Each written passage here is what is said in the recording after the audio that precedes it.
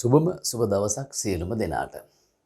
අපේ මේ හමුවීම තුන්වෙනි කොටස වෙනුවෙන් කියන එක දැන් මං හිතන්නේ ඔබ හොඳින්ම දන්නවා. එතකොට දැන් මේ කොටසින් මොනවද වෙන්නේ? මේ කොටසින් මොනවද ඉගෙන ගන්නෙ? මේ කොටසේ සාර්ථකත්වය කොයි විදිහට තියෙයිද කියන කුතුහලය පෙරදරි කරගෙන ඉන්න ඔයාට වැඩි කතා බහ නැතුව කෙලින්ම දැන් අද මම තීරණය කරනවා සබ්ජෙක්ට් එකටම ඇතුළු වෙන්න. අපි දැන් ගිය සතිවල කතා කරලා තියෙනවා. පසුගිය වීඩියෝස් වලදී අපි අධ්‍යයනය කරලා තියෙනවා පදාර්ථය පිළිබඳව. ඊට පස්සේ පදාර්ථයේ තැනුම් මේකකේ පරමාණුව පිළිබඳව අපි සුවිශේෂී අධ්‍යයනයක් කළා. ප්‍රශ්න 50කුත් අපි පිළිතුරු ලියලා ලකුණුත් ලබාගෙන ඉන්නවා. පළවෙනි කොටසට 50යි දෙවෙනි කොටසට 50යි. දැන් මේ යන්නේ අපි ඊළඟ ප්‍රශ්න 50ට පිළිතුරු ලියන්න අවශ්‍ය කරන දැනුම හොයාගන්න.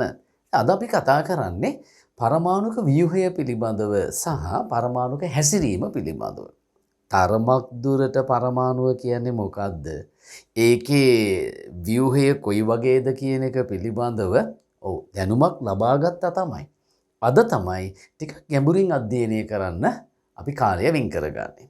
දැන් ඔබට මතකයි අපි පළවෙනි කොටසේදී දෙවෙනි කොටසේදී කතා කරපු කරුණුත් එක්ක අධ්‍යයනය කරලා මේක ඉතාමත්ම සරල බොහොම ඉක්මනට ග්‍රහණය කරගන්න පුළුවන් පාඩම් කිරීමකින් තොරව බොහොම ලස්සනට ආත්මගත වෙන විදිහේ ක්‍රමවේදයක් තමයි අනුගමනය කරන්න කියන්නේ.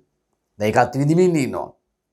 දැන් දරුවෝ අපි කතා කරන්නේ පදාර්ථය පිළිබඳව පදාර්ථයේ තැනුම් ඒකකයේ පිළිබඳව අපි වැටහීමක් ලබා ගත්තානේ. පරමාණුව පිළිබඳව. එතනදී මම ඔබට කිව්වා පරමාණුවක් නිර්මාණය වෙලා තියෙන උපපරමාණු අංශු වලින් කියන්න. මතකයිද අංශු ටික? මොනවද? ඉලෙක්ට්‍රෝනය කියලා අංශුවක් තිබුණා. විස්තර ගොඩක් කතා කළා. ප්‍රෝටෝනය කියලා අංශුවක් තිබුණා. විස්තර ගොඩක් කතා කළා. නියුට්‍රෝනය කියලා අංශුවක් තිබුණා. බොහෝ සෙයින් විස්තර අපි කතා කරලා තියෙනවා. හොඳට දැන් ආත්මගත වෙලා තියෙනවා. මේ අංශු තුන එකට එකතු වීමෙන් කොහොමද පරමාණු නිර්මාණය වෙන්නේ කියන එක පිළිබඳව සරල වැටහීමක් අපි ලබාගෙන තියෙනවා. ප්‍රෝටෝන සහ නියුට්‍රෝන කියන උපපරමාණුක අංශු දෙක ඔය පරමාණුව කියලා හඳුන්වන ඒකකයේ මැද තියෙන දැඩි ඝන ගෝලාකාර කොටසක් තුල අන්තර්ගත වෙනවය. පරමාණුවක ස්කන්ධය මුළුමනින්ම රඳා පවතින්නේ ඔය කියන න්‍යෂ්ටිය කියලා හඳුන්වන කොටස මතය කියන කාරණාව අපි දැන් අධ්‍යයනය කරලා අවසන් කරලා තියෙනවා. අර ඊටාත්ම සැහැල්ලු අංශුව. කවුද? ආත්ම සැහැල්ලු කියන ඉලෙක්ට්‍රෝනය. ඉලෙක්ට්‍රෝනය කියන අංශුව මේ න්‍යෂ්ටිය කියන ඒකකය වට කරගෙන වේගින් කරකැවෙනවය කියන කතන්දරය ඉගෙනගෙන තියෙනවනේ දැන්. ඒතර අද මම අන්න එතෙන් සිට ඉස්සරහට තමයි වත් එක්ක තවදුරටත් මේ පාඩමේ කරුණු විමර්ශනය කරලා බලන්නට උත්සාහ කරන්නේ. රයිට්. දැන් අහගන්නකෝ කොහොමද මේ උපපරමාණුක අංශු සියල්ල ඒකරාශී වීමෙන් මේ පරමාණුව නිර්මාණය වෙලා තියෙන්නේ කියන එක දන්න ඔබට අද විශේෂ කාරණාවන් කීපයක් මට කියලා දෙන්න වෙලා තියෙනවා. හොඳට අහගන්නකෝ. උපපරමාණුක අංශු අපි අධ්‍යයනය කරනවා දරුවෝ තුනක්. බලා ගන්න දැන් මේ පැත්තට හොඳට හරි. උපපරමාණුක අංශු මම මෙහෙම ලියන්නම්. උපපරමාණුක කවුද? අංශු. මොනවද මේ උපපරමාණුක අංශු කියන්නේ? කොහොමද අපි ඒව පිළිබඳව තොරතුරු හොයලා බැලුවේ? දැන් ඉතින් ඒ පිළිබඳව විධිමත් අධ්‍යයනයක් ඔයාලා කරලා ඉන්නේ. ඒ උපපරමාණුක අංශු ටික තමයි එකක් බොහොම සැහැල්ලු අංශුව ඉලෙක්ට්‍රෝනය. රයිට්. තව අංශුවක් අපි ඉගෙන ගත්තා ප්‍රෝටෝනය කියලා. තවත් අංශුවක් අපි ඉගෙන ගත්තා නියුට්‍රෝනය කියලා. ඒකෙන් පුතේ මෙන්න මේ දෙන්න. කවුද? ප්‍රෝටෝන සහ නියුට්‍රෝන කියන අංශු දෙකේ ස්කන්ධය එකිනෙකට සමානයි කියලා කිව්වා. ඒක පරමාණුව කියලා හඳුන්වන පදාර්ථයේ තැනුම් ඒකකය වන ඒකකයෙහි මැද තියෙන දැඩි ඝන ගෝලාකාර කොටස වන න්‍යෂ්ටිය තුල අන්තර්ගත වෙනවයි කියලා කිව්වා. අපි දැන් ඒක ඇඳගෙනම කතාවට යමුකෝ නේද ඉස්සරහට. රයිට්. මම දැන් මේ අඳින්නට උත්සාහ කරන්නේ දරුවෝ ඊ타ත්ම සරලව පරමාණුවක න්‍යෂ්ටියක්. ඔන්න පරමාණුවේ න්‍යෂ්ටිය. දැන් මේක තුල ඉන්නවා මූලික වශයෙන් ප්‍රෝටෝන සහ නියුට්‍රෝන කියන අංශු දෙක. අපි අංශුවට පොදු නමක් වෙච්චිව මතකද ඔයාලට? මොකද්ද කිව්වේ? චුට්ටක් try කරලා බලන්න මතක් කරගන්න. මතක හිටිනවද කියලා? ප්‍රෝටෝන සහ නියුට්‍රෝන කියන අංශු දෙක පොදුවේ අපි හඳුන්වන නමක් පිළිබඳව අවධානය යොමු කරලා අධ්‍යයනය කරලා තියෙනවා. මොකද්ද මතකද? නියුක්ලියෝන. නියුක්ලියෝන කියලා කිව්වේ ප්‍රෝටෝන සහ නියුට්‍රෝන කියන අංශු දෙකට. දැන් පුතේ ඔය අංශුන්ගෙන් මෙන්න මේ ප්‍රෝටෝන සංඛ්‍යාවට හොඳට අහගන්න. ඉලෙක්ට්‍රෝන සංඛ්‍යාව හැම වෙලේම පරමාණුවක පිහිටන්නේ සමාන සංඛ්‍යාව වලින්. පරමාණුවක තියෙන ප්‍රෝටෝන සංඛ්‍යාව ඉලෙක්ට්‍රෝන සංඛ්‍යාවට සමානයි. ඒකත් අපි දා කතා කළා. දැන් හොඳට අද කොටසට මේක වැදගත් වෙන නිසා ස්මරණය කරගන්නකො. පරමාණුක ප්‍රෝටෝන තියෙන 10යි නම් අනිවාර්යයෙන්ම ඉලෙක්ට්‍රෝන තියෙනවා කීයක්ද? 10ක්. පරමාණුක ප්‍රෝටෝන 15ක් තියෙනවා නම් අනිවාර්යයෙන්ම තියෙන ඉලෙක්ට්‍රෝන කීයක්ද? 15ක්. කියන්නේ කාටද? ප්‍රෝටෝන සංඛ්‍යාවට. කවුද? ඉලෙක්ට්‍රෝන සංඛ්‍යාව. මොකද වෙන්නේ? සමාන වෙනවා. පැහැදිලිද? එතකොට නියුට්‍රෝනයි ප්‍රෝටෝනයි අතර එහෙම නැත්නම් නියුට්‍රෝනයි ඉලෙක්ට්‍රෝනයි අතර එහෙම සම්බන්ධතාවයක් අපට හොයාගන්න බෑ. එයාලා අරයට සමානයි මෙයාට සමානයි කියලා එහෙම සම්බන්ධියාවක් පෙන්වන්නේ නැහැ. හැබැයි ඒගොල්ලන්ගෙත් පොඩි සම්බන්ධයක් තියෙනවා. ප්‍රෝටෝනයක ස්කන්ධය නියුට්‍රෝනික ස්කන්ධයට අපි හොඳට අධ්‍යයනය කරා. ආසන්න වශයෙන් සමානයි. ප්‍රෝටෝනික ස්කන්ධය සලකන්නේ 1යි කියලා. ඉලෙක්ට්‍රෝනික ස්කන්ධය අපි සලකන්නේ නියුට්‍රෝනික ස්කන්ධය අපි සලකන්නේ 1යි කියලා. ප්‍රෝටෝනික ස්කන්ධය අපි සලකනවා 1යි කියලා. නියුට්‍රෝනික ස්කන්ධය අපි සලකනවා 1යි කියලා. ඒ අංශුවකට සාපේක්ෂව ඉලෙක්ට්‍රෝනික ස්කන්ධය අපි සැලකුවේ මතකයි මම විග්‍රහ කරලා පෙන්නවා 1841 එකයි. ඒ තරමටම සැහැල්ලුයි. ඒ නිසා ඇත්තටම ඉලෙක්ට්‍රෝනික ස්කන්ධය අපි නොසලකා හරිනවයි කියලා කිව්වා. අහන්නකෝ. දැන් අපි හිතමු පරමාණුවක් තියෙනවා. එයාගේ න්‍යෂ්ටියේ ප්‍රෝටෝන තියෙනවා පුතේ 20ක් කියලා. එතන තමයි අපේ උපරිම සීමාව තියෙන්නේ. ඒ නිසාම උපරිමයෙන් එකක් ගන්න ඕන. දැන් 20ක් තියෙනවා ප්‍රෝටෝන. right. ප්‍රෝටෝන සංඛ්‍යාවට මීට මොහොතකට කලින් මම කිව්වා මොකද්ද? ඉලෙක්ට්‍රෝන සංඛ්‍යාව මොනවා වෙනවා කියලා කිව්වද? සමාන වෙනවා කියලා කිව්වනේ. එහෙනම් මෙයාට තියෙන ප්‍රෝටෝන 20 නම් ඉලෙක්ට්‍රෝන කීයක් තියෙන්න ඕනේද? 20යි. හරිනේ දැන්. ප්‍රෝටෝන 35 නම් ඉලෙක්ට්‍රෝන 35යි. ප්‍රෝටෝන 13 නම් ඉලෙක්ට්‍රෝන 13යි. ප්‍රෝටෝන සංඛ්‍යාවට ඉලෙක්ට්‍රෝන සංඛ්‍යාව සමාන වෙන තමයි පරමාණුක මොකද වෙන්නේ? පිහිටන්නේ. දැන් මෙයාගේ ප්‍රෝටෝන 20ක් තියෙනවා කියලා කියන්නේ අනිවාර්යයෙන්ම ඉලෙක්ට්‍රෝන 20ක් තිබිය යුතුයි. ඔන්න අද පාඩමේ වැදගත් කොටස. කොහොමද මේ ඉලෙක්ට්‍රෝන 20 මේ පරමාණුවේ ඇසිරිලා තියෙන්නේ? පිහිටලා තියෙන්නේ කියලා හොයලා බලන්න අපට අනිවාර්යයෙන්ම සිද්ධ වෙනවා. ඔයාලට හිතෙනවද එකපාරටම දැන් කිව්වනේ න්‍යෂ්ටිය වට කරගෙන ඒ වටේට කවුද ඉලෙක්ට්‍රෝන කරකැවෙනවයි කියලා. ඔහේ සීමාවක් නැතුව මෙහෙ දුව ඇති කියලා. නැහැ. නීල්ස් බෝර් කියන විද්වතා මේක පැහැදිලි කරන්නේ ඒ ඉලෙක්ට්‍රෝන වලට નિયમિત වෘත්තාකාර මාවතක තමයි මේක චලනය වෙන්නේ කියලා. පැහැදිලිද? ඒ ගමන් පතයට අපි කියනවා ශක්ති මට්ටම කියලා නැතිනම් කවච කියලා. පස්සේ ගිය කොටසේදී අපි යම් තරමක අවබෝධයක් ඔය පිළිබඳව ලැබුවා නේ මතකද? මතක තියෙන්න ඕනේ දැන් ඉතින් ඕවා හරි. alright. එතකොට ඒ ඉලෙක්ට්‍රෝන ගමන් කරන වෘත්තාකාර මාර්ගයට අපි කියනවා මොකක් කියලාද? පතයට අපි කියනවා මොකක් කියලාද? ශක්ති මට්ටම. තව නමක් කියනවා මොකක් කියලාද? ඉලෙක්ට්‍රෝන කවච කියලා. ඉලෙක්ට්‍රෝන කවච හේවත් ශක්ති මට්ටම කියලා තමයි අපි ඒක හඳුන්වනු ලබන්නේ. right. දැන් උන් අද කොටසේ හරිම වැදගත් ටිකට දැන් මේ කතාවට එනවා. හොඳට අහගෙන ඉන්න. පුතේ මේ ඉලෙක්ට්‍රෝන පිහිටන කවච අපි ඇඳගෙන මිමුකෝ දැන්. මම නිල් පාටින් අඳිනවා. right. මේ මම ඇදලා පෙන්නන්නේ දැන් මේ පරමාණුවේ ඉලෙක්ට්‍රෝන තියෙන එක ශක්ති මට්ටමක්. එහෙම නැත්නම් ඉලෙක්ට්‍රෝන ගමන් කරන එක මාවතක්. හොඳට අහගෙන ඉන්න. හොඳට බලාගෙන ඉන්න. ඕම් ඔහොම මම ඇදලා පෙන්නන්නම්. මේක අඳින්න වඩා සුදුසු ක්‍රමය තමයි පුතේ මම මේ ඇඳේ. කඩිරි වලින් අඳින එක. මේක රවුමට තියෙන වලල්ලක් වගේ එකක් නෙවෙයි. ඒක මාවතක්. ගමන් කරන පතයක්. right. ගමන් කරන පාරක්. ගමන් කරන ධාවන පතයක්. අපි එහෙම කිව්වම හරි. ඒ නිසා මම කඩිරි වලින් ඇඳා. ඕකට අපි කියනවා දැන් මේ න්‍යෂ්ටිය තමයි මේ තියෙන්නේ. න්‍යෂ්ටියේ සිට පිටතට යනකොට හමුවන පළමුවැනි ඉලෙක්ට්‍රෝන පිහිටන පතේ මේකනේ. අපි ඔකට කියනවා පළමුවැනි ශක්ති මට්ටම කියලා. පළමුවැනි ශක්ති මට්ටම. නැත්නම් අපි ඒකට කියනවා පළවෙනි කවචය කියලා. න්‍යෂ්ටියේ සිට පිටතට යනකොට හමුවන පළමුවැනිය එය අපි ඒකට කියනවා පළවෙනි කවචය කියලා. එතකොට ඔන්න ඔය පළමුවැනි කවචයේ ඉන්න පුළුවන් උපරිම ඉලෙක්ට්‍රෝන සංඛ්‍යාවක් තියෙනවා. දැන් නිකම් ක්ලාස් එකක් ගැන හිතන්නකෝ ඔයාලා. ක්ලාස් එකක් ගැන හිතුවට පස්සේ ගොඩක් ළමයි කැමති ගුරුවරයා ඉන්න දැන් මම ටියුෂන් එකක් ගැන කතා කරන අපේ ටියුෂන් ක්ලාසස් වල සාමාන්‍ය සම්මතේ මම මේ චුටි විවරණයක් කරන්නේ. ගුරුවරයා ස්ටේජ් එකේ ඉඳගෙන උගන්වනකොට ළමයි කැමති ළඟටම වෙලා ඉඳගෙන සමහර ළමයි ඉන්නේ ඔහොම කරලා බෙල්ලත් උඩට බලවගෙන ටිකක් ස්ටේජ් එක උසයිද නේද? ළඟටම වෙලා අදින කටයුතු කරන්න හරි කැමැත්තක් දක්වනවා. විශේෂයෙන්ම ගර්ල්ස්ලා හැම පළවෙනි පේලියට පට්ට විදිහට තින් රණ්ඩු වෙනවනේ. හැමදාම රණ්ඩු බේරලා තමයි පන්ති පටන් ගන්න. අපි එනකොට පොත් ටික තිබ්බා. පොඩක් එළියට ගිහිල්ලා එනකොට පොත් ටික අල්ලලා විසිකලා වෙන කණ්ඩායමක් වාඩි වෙලා හරි නෑනේ සර් එහෙම කරන එක කියලා ඉතින් හම්ම බලන්න එපානේ. උඩ දාගෙන නටනවා සමහර වෙලාවට. පළවෙනි රෝ එකට පළවෙනි පේලියට එන්න පට්ට වමනාවක් තියෙනනේ දරුවන්ගේ.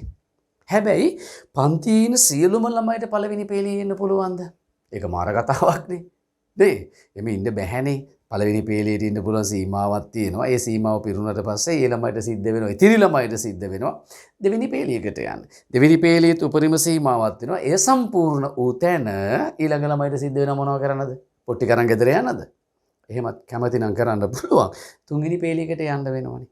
ඔන්න ඔය වගේ දරුවනේ පරමාණුවක එක් ශක්ති මට්ටමේ ඉන්න පුළුවන් උපරිම ඉලෙක්ට්‍රෝන සංඛ්‍යාවක් තියෙනවා.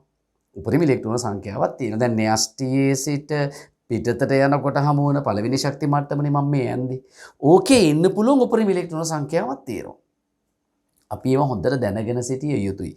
ඒ කියන උපරිම සංඛ්‍යාවට වඩා වැඩියෙන් කිසිම දවසක පරමාණුවක පළවෙනි ශක්ති මට්ටමේ නැත්නම් ඒ අදාළ ශක්ති මට්ටමේ ඉලෙක්ට්‍රෝන තියාගන්නේ නැහැ. උපරිම සංඛ්‍යාව තියාගන්න try කරනවා. ඊට වඩා අඩු සංඛ්‍යා නම් තියාගන්න පුළුවන්. ඊට වඩා වැඩි සංඛ්‍යා තියාගන්න. පේලියක ඉන්න පුළුවන් 8 දිනයි නම් ඩෙස් එකක. ඒ 8 දිනාට වැඩියෙන් දැම්මොත් උතන අනුතරක් වෙන්න උනත් පුළුවන් නේ. ඩෙස් එකක මම මේ කියන්නේ ශක්ති මට්ටමක නෙමෙයි. ඩෙස් එක කඩාව වැටෙන්න පුළුවන්. මොකක් කරලා මට ඩැමේජ් එකක් වෙන්න පුළුවන් නේ. හැබැයි උපරිම සංඛ්‍යාවට වැඩියෙන් දැම්මේ නැතුණාට පේලියකට උපරිම සංඛ්‍යාවට වඩා අඩුවෙන් දාන්න බැයිද? දැන් 8 දෙනෙක් ඉන්න පේලියක 4 දෙනෙකුට ඉන්න බැයිද? 8 දෙනෙක් ඉන්න පේලියක 3 දෙනෙකුට ඉන්න බැයිද? පුළුවන් නේ. පරමාණු වල ශක්ති මට්ටමත් ඒ වගේ තමයි. යම් ශක්ති මට්ටම් වල ඉන්න පුළුවන් උපරිම ඉලෙක්ට්‍රෝන සංඛ්‍යාවක් තියෙනවා.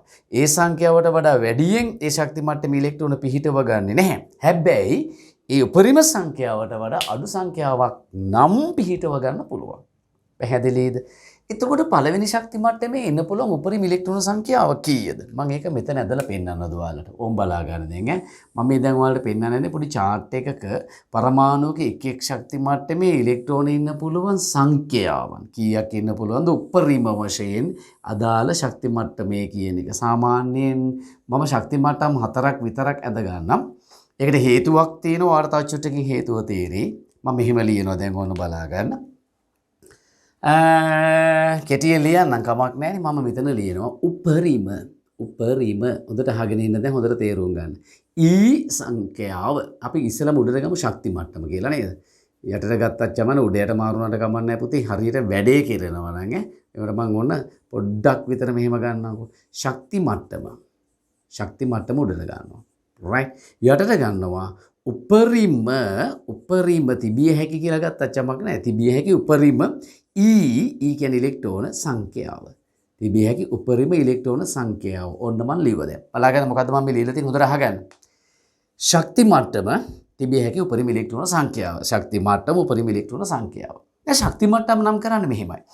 න්‍යෂ්ටියේ සිට පිටතට යනකොට හමු වන පිළිවෙල අනුව. මේ න්‍යෂ්ටිය මේ දින පිටතට යන හමු වන රටාව පළවෙනි ශක්ති මට්ටම. එතකොට න්‍යෂ්ටියේ සිට පිටතට යනකොට හමු වෙන පළමුවැනියට අපි කියන්නේ පළවෙනි ශක්ති මට්ටම කියලා. ඊළඟට හමු වෙන එකනට අපි කියන්නේ දෙවෙනි ශක්ති මට්ටම කියලා. ඊළඟට හමු වෙන එකනට අපි කියන්නේ 3, ඊළඟට හමු වෙන එකනට 4, 5, 6, 7, 8 ඔහොම යන්න පුළුවන්. හැබැයි 4 තමයි අපේ මට්ටමේදී උපරිම සීමාව. ඒයි ඉන්නකො ටිකක් ඉවසලා වට හේතු පුංචි වාගේ චූටි මොළ ගෙඩියට අල ගෙඩියක් තරම් වෙන මොළ ගෙඩියට තේරෙයි. පොඩක් අහගෙන ඉන්නකො. දැන් පුතේ පළවෙනි ශක්ති මට්ටමේ ඉන්න පුළුවන් උපරිම ඉලෙක්ට්‍රෝන සංඛ්‍යාව කීයද? දන්නවද කීයද කියන්නේ? 2යි. පළවෙනි ශක්ති මට්ටමේ තියාගන්න පුළුවන් උපරිම ඉලෙක්ට්‍රෝන සංඛ්‍යාව 2යි. ඊට වඩා වැඩි ඉලෙක්ට්‍රෝන ගාණක් පළවෙනි ශක්ති මට්ටමේ තියාගන්න නැහැ. දැන් මම ඔන්න පළවෙනි ශක්ති මට්ටමේ ඉන්න පුළුවන් උපරිම ඉලෙක්ට්‍රෝන ගාණ අඳින්නයි යන්නේ. බලන් ඉන්නකො හොඳට. දැන් ওই ඉලෙක්ට්‍රෝන අඳින්න පුළුවන් ක්‍රම කීපයක්ම තියෙනවා. ශක්ති මට්ටමක ඉන්න ඉලෙක්ට්‍රෝන අඳින්න පුළුවන් ක්‍රම කීපයක්ම තියෙනවා. සමහරු චූටි යකුරක් දාලා ඒක බෝලයක් වගේ වටෙන් වට කරලා රෝදයක් රවුමක් ඇඳලා ඒක ඇතුළේ වෘතයක් ඇඳලා ඒක ඇතුළට යකුරක් දානවා. එහෙමත් පුළුවන්. තව සමහරු කතිරයක් අඳිනවා. ඉලෙක්ට්‍රෝනයක් නිරූපණය කරනවා කතිරයක් විදිහට. තව සමහරු තිතක් විදිහට නිරූපණය කරනවා. කොහොම හරි කමක් නැහැ. ඉලෙක්ට්‍රෝනයක් නිරූපණය කරගත්තා නම් ඇති. right මම දැන් මේකෙදි මේ කතාව ටිකක් හොඳට අවබෝධ වෙන්න ඕන නිසා මම පුතේ මේක පැහැදිලි කරන්නම් ඔයාට තිතක් විදිහට. රතු පාටින් අඳින්න. රයිට්. ඔන්න එක ඉලෙක්ට්‍රෝනයක් ඇඳමම තිතක් විදිහට. මෙන්න අනිත් ඉලෙක්ට්‍රෝනයත් මම අඳිනවා තිතක් විදිහට. ඉලෙක්ට්‍රෝන දෙකයි. තිත් දෙකක් ඇඳලා. පළවෙනි ශක්ති මට්ටමේ ඉන්න පුළුවන් උපරිම ඉලෙක්ට්‍රෝන සංඛ්‍යාව 2යි දරුවෝ. ඊට වඩා වැඩි සංඛ්‍යාවක් කවදාකවත් දවසක පළවෙනි ශක්ති මට්ටමේ තියාගන්නේ නැත. පැහැදිලිද? හැබැයි එක තියාගන්න පුළුවන්. දෙකක් ඉන්න තැනක එකිනෙකට ඉන්න පුළුවන්. පරමාණුක ශක්ති මට්ටම් පුතේ න්‍යෂ්ටියේ සිට පිටතට යනකොට හමු වන පිළිවෙලට 1 2 3 දාලා නම් කරනවා කියලා කිව්වනේ. ඒ වගේම අපිට පුළුවන් පරමාණුක ශක්ති මට්ටම් මෙහෙම නම් කරන්න. ඉංග්‍රීසි K අකුරෙන් පටන් අරගෙන ඉංග්‍රීසි කෝඩිය K අකුරෙන් පටන් අරගෙන K L M N අන්න ඒ විදිහට නම් කරගෙන යන්න පුළුවන්. K L M N O P Q R S T U V තියෙන තරමට දිගටම නම් කරන්න පුළුවන්. හැබැයි පටන් ගන්න ඕනි K වලින්. පැහැදිලිද? ABC වලින් එහෙම පටන් ගන්න බෑ. ඔයාට ඕන අකුරකින් පටන් ගන්න බෑ. එයාගේ නමේ මුල් අකුරනේ අරකනේ කියලා. ඒකෙන් එහෙම පටන් ගන්න බෑ. මේකට K කියලා දාන්න පුළුවන්. K වෙනි ශක්ති මට්ටම.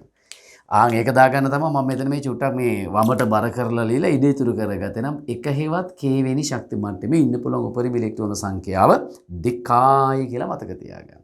2යි කියලා මතක තියාගන්න. දැන් පළවෙනි ශක්ති මට්ටමේ දැන් මෙතන ඉලෙක්ට්‍රෝන ඉන්නවා පුතේ 20ක්. ඇයි හේතුව? ප්‍රෝටෝන 20යි මෙතන කිව්වා.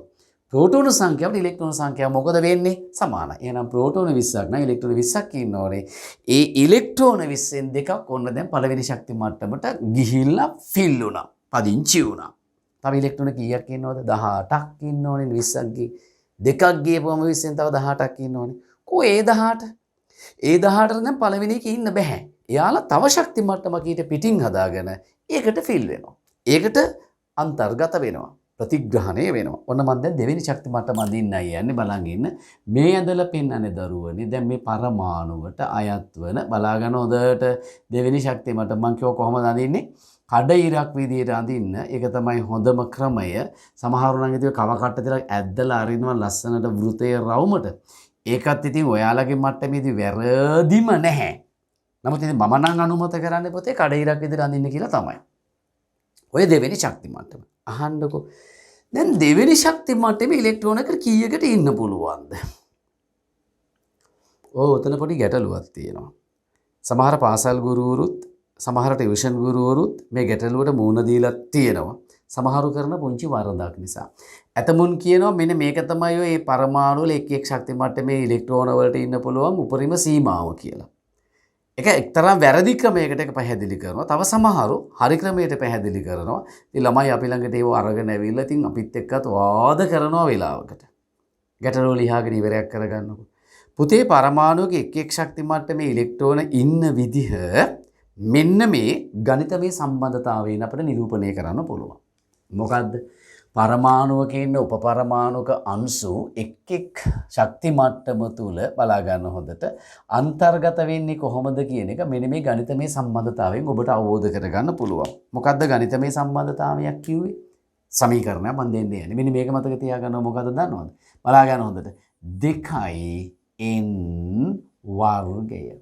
ඕක මතක තියාගන්න 2n වර්ගය 2 වැඩි කිරීම n වැඩි කිරීමෙන් කියන එකට n වර්ගය කියන්නේ n වල වර්ගය කියන්නේ n වැඩි කිරීම n.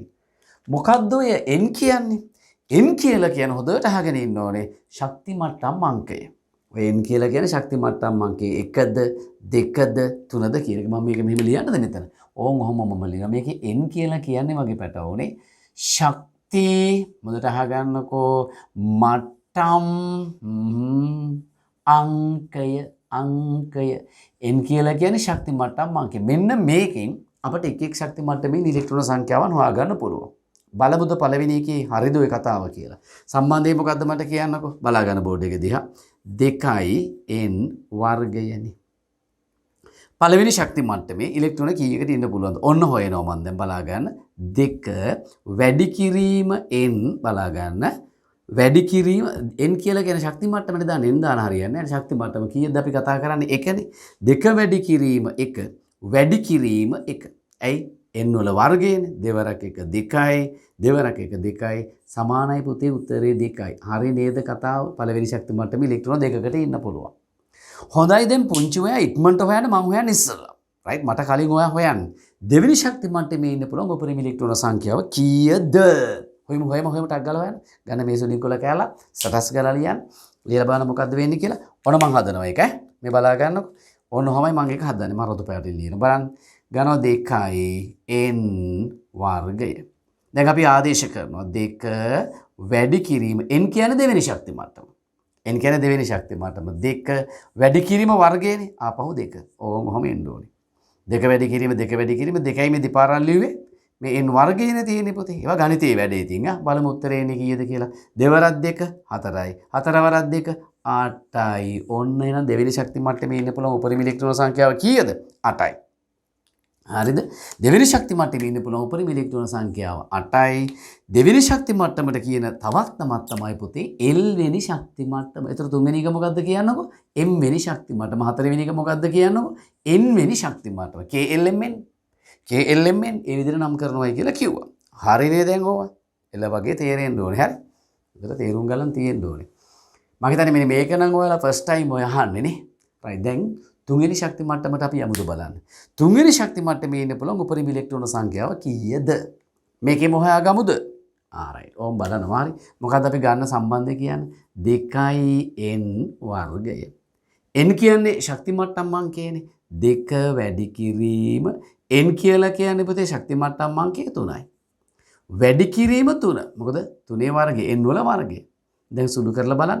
2 වරක් 3 6යි. 6 වරක් 3 18යි. තුන්වෙනි ශක්ති මට්ටමේ ඉන්න පුළුවන් උපරිම ඉලෙක්ට්‍රෝන සංඛ්‍යාව 18යි. රයිට්. ඒක දානවා දරුවනේ මෙන්න මෙතෙන්ට 2යි 8යි 18යි. ඔන්න ඔතන තමයි ඔය ගැටලුව ඇති වුනේ. ගොඩක් ගුරුවරු ගැටලුව හැදුවේ ඔන්න ඔතන. මොකද්ද ගැටලුව? තුන්වෙනි ශක්ති මට්ටමේ ඉන්න පුළුවන් ඉලෙක්ට්‍රෝන 18ක් නෙමෙයි 8ක්ය. හතරවෙනි එකේ ඉන්න පුළුවන් 18ක්ය. මොකක්ද පැටලෙවිල්ල පටලවන්න හදනවා. මට නම් ඒක තේරෙන්නේ නැහැ. පුතේ මේක තමයි හරි විදිය මේක අවබෝධ කරගන්න. පළවෙනි ශක්ති මට්ටමේ ඉන්න පුළුවන් උපරිම ඉලෙක්ට්‍රෝන සංඛ්‍යාව 2යි. දෙවෙනි ශක්ති මට්ටමේ ඉන්න පුළුවන් උපරිම ඉලෙක්ට්‍රෝන සංඛ්‍යාව 8යි. තුන්වෙනි ශක්ති මට්ටමේ ඉන්න පුළුවන් උපරිම ඉලෙක්ට්‍රෝන සංඛ්‍යාව මේ වෙන වැඩ කරන්නේ නැහැ දැන් 18යි. කියන්න බෑනේ ෆෝන් එක තියාගෙන මොන මගුල නටනවද දන්නේ නැහැ නේ මේ වීඩියෝස් බලනවා අරගද මේකද කියලා නේ. බලලා මේක තේරුම් අරගෙන ගේමක් ගහපන් ඈ. දැන් මේ තුන්වෙනි එක 150 දක්වා ප්‍රශ්න තියෙනවා. 101 ඉඳලා කරන්න ඕනේ. හරි 50ම උත්තර ලියුවොත් අමතන්න ඕනේ මට. නැත්තම් අම්මා අමතයි જાති හරි. පුතේ අපි දැන් බලමුද හතරවෙනි ශක්ති මට්ටමේ ඉන්න පුළුවන් උපරිම ඉලෙක්ට්‍රෝන සංඛ්‍යාව කීයද කියලා. දාන්නකෝ ඉතින් මේ සම්බන්ධයට දාලා හොයාගන්නකෝ සට ගාලා. මොකද සම්බන්ධේ ඔන්න දානවා පුතේ මේ 2n වර්ගය. එතකොට අපි ආදේශ කරමු 2 වැඩි කිරීම n කියන්නේ මොකද්ද? ශක්ති මට්ටම් අංකය 4යි වැඩි කිරීම 4යි. මේ හොයන්නකෝ බලන්න උත්තරේ එන්නේ කීයද බලන්න. 2 වරක් 4 8යි 8 වරක් 4 13යිද? 32යි. හතරවෙනි එකේ ඉන්න පුළුවන් උපරිම සංඛ්‍යාව පුතේ 32යි. හතරවෙනි එකේ ඉන්න පුළුවන් උපරිම සංඛ්‍යාව 32යි. ওই ටික තමයි ඔයාලට උගන්වන්න තියෙන අපේ සීමාව තුල ශක්ති මට්ටම් 4යි අපි කතා කරන්නේ. ඒයි කියලා මම පස්සේ කියලා දෙන්නම්. අහගන්නකො ඔයාලට තේරෙනවා මම කියන්න ඕනෙත් නෑ. ඔයාලට මේ මට්ටමට වගේ බුද්ධිය සංවර්ධනය වෙනකොට ඔයාලට මෙතන ඒක නෙමෙයි ශක්ති මට්ටම් 4ක් කතා කරන්න කියලා තේරෙයි. හරි. එතකොට පුතේ නිකම් මම මේ අහන්නේ. පස්වෙනි ශක්ති මට්ටමේ ඉන්න පුළුවන් උපරිම ඉලෙක්ට්‍රෝන සංඛ්‍යාව ඔයාලට හොයන්න බැයිද දැන්? පුළුවන්නේ. 6 වෙනි ශක්ති මට්ටමේ ඉන්න පුළුවන් උපරිම ඉලෙක්ට්‍රෝන සංඛ්‍යාව ඔයාලට හොයන්න බැරිද දැන්? පුළුවන්නේ. අපි නිකම් පහ එක හොයලා බලමු කොහොමද එන්න ඕනේ. 2යි n වර්ගය. 2 වැඩි කිරීම n කියන්නේ 5 වැඩි කිරීම 5. 5 වරක් 5 25යි. 25 වැඩි කිරීම 2. කීයද? 14යිද? 25 වරක් 2 50යි. තුන්වෙනි ශක්ති මට්ටම හතරවෙනි ශක්ති මට්ටම යනකොට පස්වෙනි ශක්ති මට්ටමේ ඉන්න පුළුවන් උපරිම ඉලෙක්ට්‍රෝන සංඛ්‍යාව 50යි. දැක්කද හොයන විදිය? අපට එච්චර ලොකුට උවමනා වෙන්නේ නැහැ. එහෙනම් පුතේ දැන් මතක තියාගන්න පරමාණුවක එක් එක් ශක්ති මට්ටමේ ඉලෙක්ට්‍රෝන ඉන්නවා. කොහොමද ඉන්නේ? පළවෙනි එකේ එහෙමත් k එකේ 2යි. දෙවෙනි එකේ L එකේ 8යි. තුන්වෙනි එකේ M එකේ 18යි. හතරවෙනි එකේ N එකේ 32යි. රයිට්. දැන් එහෙනම් අපට කතාව අවබෝධයි. මෙයා කියනවා පුතේ ඉලෙක්ට්‍රෝන 20ක්. පළවෙනි ශක්ති මට්ටමේ තියාගන්න පුළුවන් උපරිම ඉලෙක්ට්‍රෝන සංඛ්‍යාව 2යි. දුන්න 2ක් තියාගන්නකෝ දැන්. ඉතුරු ඉලෙක්ට්‍රෝන ටික කො ඒට කියන්න ඕන දෙවෙනි ශක්ති මට්ටම. කීයක් ඉතුරුද දැන් කියන්නකෝ? 18යි. 18කට පුළුවන්ද තුන්වෙනි ශක්ති මට්ටමේ ඉන්නේ මේ? හොඳට හිතන්න. 18කට පුළුවන්ද තුන්වෙනි ශක්ති මට්ටමේ ඉන්නේ? බෑනේ. ඇයි? තුන්වෙනි එකේ ඉන්නේ පුළුවන් උපරිම ඉලෙක්ට්‍රෝන සංඛ්‍යාව 8යිනේ. එහෙනම් ඒ 18න් 8ක් තියාගන්නවා දෙවෙනි එකේ. තුන්වෙනි එකේ නෙමෙයි දෙවෙනි එකේ. දෙවෙනි එකේ 8ක් තියාගන්නවා. දෙවෙනි එකේ ඉන්නේ පුළුවන් උපරිම ඉලෙක්ට්‍රෝන සංඛ්‍යාව 8යි පුතේ. එනිසා අර 18න් 8ක් දෙවෙනි එකේ තියාගන්නවා. ඔන්න දැන් මම ඒ ටික අඳිනවා. හරිද? මේ බලන්නකෝ. දෙවෙනි ශක්ති මට්ටමේ ඉලෙක්ට්‍රෝන 8ක් තියාගෙන චූටියට රතු පාට ඩොට් 8ක් දානවා. හොඳ ආයෙත් පුංචි වාගේ හිතේ පොඩි ප්‍රශ්නයක්. ඇයි අනේ අර ජෝඩු කර අඳින්නේ? එයාලා හරි වල්ද? එහෙම හිතෙනවා ඇති නේද? සාමාන්‍යයෙන් ඉලෙක්ට්‍රෝන අඳිනකොට පොතේ දෙවෙනි ශක්ති මට්ටමේ ඉඳලාම ජෝඩු කර අඳින්න ඕකටත් හේතුවක් තියෙනවා. මම ඔයාලට හේතුව දැනෙන්න අරින්නම්. දැම්ම කලබල වෙන්න එපා. ශක්ති මට්ටම් කඩිරි විදිහට අඳින්න. දෙවෙනි ශක්ති මට්ටමේ ඉලෙක්ට්‍රෝන 8 ජෝඩු කර අඳින්න. එතකොට හතර පොලක දෙක දෙක ඇඳපුවම හරි. පළවෙනි ශක්ති මට්ටමේ සමහරු එහෙම අඳිනවා.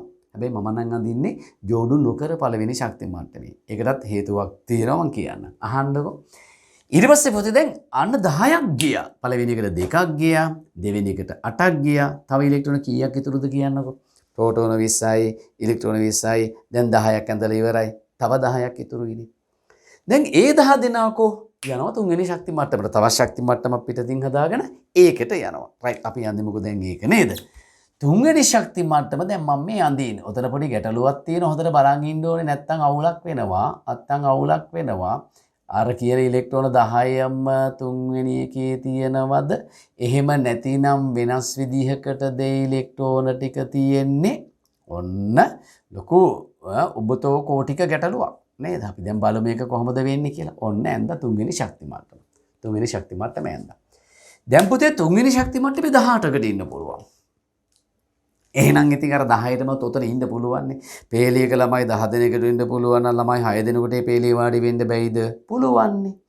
ඉලෙක්ට්‍රෝන 18කට ඉන්න පුළුවන් ශක්ති මට්ටමක්ද මොකක්ද ඔය එකක් තියෙනවා. ඒකේ 8 දෙනෙකුට ඉන්න බැයිද? පුළුවන්. ඒ අපි හිතන විදිහනේ පුතේ. එහෙම බෑ. පරමාණුවක තුන්වෙනි ශක්ති මට්ටමේ 18ක් ඉන්නව නම් විතර 18ම තියා ගන්නවා. පැහැදිලිද? 18ක් ඉන්නව නම් 18ම තියා ගන්නවා.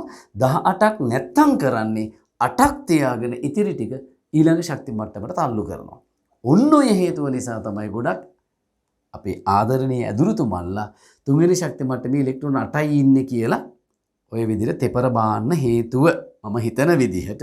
නමුත් පුතේ ඇත්තම තුන්වෙනි එකේ උපරිම වශයෙන් 18කට ඉන්න පුළුවන්. 18ක්ම ඉන්නව නම් දරුවනේ 18 තියාගෙන ඉතුරු ටික තමයි ඊළඟ එකට තල්ලු කරන්නේ. නමුත් ඔයාලගේ සීමාව තුළදී 18 ඒවා එන්නේ නැති නිසා ඉතින් 8යි කියලා ඒ විදිහට කිව්වත් විභාග ප්‍රශ්නයකට නම් ඔක ලොකුවට හානියක් වෙන්නේ නැහැ. ඇත්ත කතාව වෙනත් එකක් වුණත් ප්‍රශ්නෙට ලොකු හානියක් වෙන්නේ නැහැ. රයිට්? එහෙනම් දැන් අහගන්නකෝ. දැන් පළවෙනි ශක්ති මට්ටමේ ඉලෙක්ට්‍රෝන 2ක් ඇන්දානේ. දෙවෙනි එකට ඉලෙක්ට්‍රෝන 8ක් ඇන්දානේ. 10ක් වැය වුණානේ දැන්.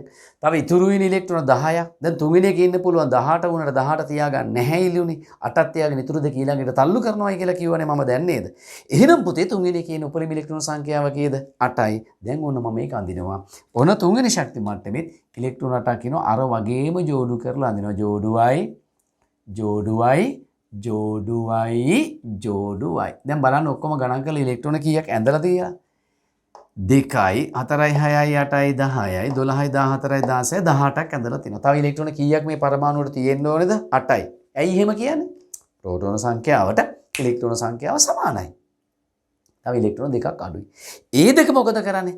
ඊට පිටතින් තව ශක්ති මට්ටමක් හදාගෙන ඒකට අවතීර්ණ වෙනවා. ඒකට ඇතුල් වෙනවා. ඔන්න දැන් තුන්වෙනි ශක්ති මට්ටමේ යනවා මම ඊළඟ ශක්ති මට්ටම වෙතට බලා ගන්න හොඳට. දැන් මෙතනත් ඔයාලා මේක ඇඳලා ඉවර වෙනකොට ඕන් ආයෙත් වගේ පුංචි හිත ඇතුලේ චූටියට ප්‍රශ්නයක් ගොඩ නැගෙනවා ඇති. මම මේ අඳින විදිය බලාගත්තාම මේ ප්‍රශ්නේ දැන් ඔයාලා දැනෙන්න ඕනේ. හරි? මම මේ අඳින විදිය බලපුවාම ඔයාලා දැන් මේ ප්‍රශ්නේ ටික දැනිය යුතුයි. ඔන්න තුන්වෙනි ශක්ති මට්ටමයි.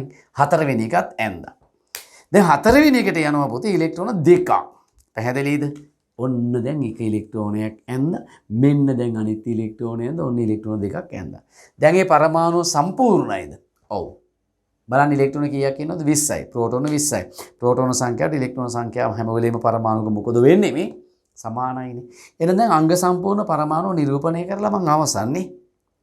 දැන් අර වාට හිතන ප්‍රශ්න දෙක තුනට මම උත්තරයක් දෙන්නම්කෝ. න්‍යෂ්ටියේ ඉඳලා පළවෙනි ශක්ති මට්ටමට කිසියම් දුරක් තියෙනවනේ. මේ පැත්ත හොඳට බලන්න. මෙහෙම. හොඳට පපුව ඉස්සරහට දාලා කොන්ද හොඳට කෙලින් කරගෙන දැන් හොඳට කෙලින් ඉස්සරහ බලන්න. බලපන් මේ පැත්ත. දැන් අහන්න. න්‍යෂ්ටියේ සිට පළවෙනි ශක්ති මට්ටමකට කිසියම් දුරක් තියෙනවනේ. පුතේ ඒ දුරට වඩා පළවෙනි ශක්ති මට්ටමේ සිට දෙවෙනි ශක්ති මට්ටමට තියෙන දුර ප්‍රමාණය මම එහෙම ඇදලාද බලන්නකො ඉස්සෙල්ලාම කයිය ගැහුවට. ඔව් ඇඳිලා තියෙනවා ආසන්න වශයෙන් ගත්තාම. අඩුයි. න්‍යෂ්ටියේ සිට පළවෙනි ශක්ති මට්ටමට තියෙන දුරට වඩා පළවෙනි ශක්ති මට්ටමේ සිට දෙවෙනි ශක්ති මට්ටමට තියෙන දුර ප්‍රමාණය අඩු විය යුතුයි පරමාණුවක.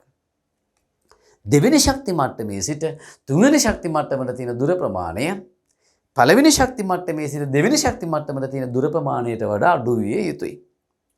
තුන්වෙනි ශක්ති මට්ටමේ සිට හතරවෙනි ශක්ති මට්ටමට තියෙන දුර ප්‍රමාණය දෙවෙනි ශක්ති මට්ටමේ සිට තුන්වෙනි ශක්ති මට්ටමට තියෙන දුර ප්‍රමාණයට වඩා අඩු විය යුතුයි. මේක අවුලක් වගේ වුණා නේද?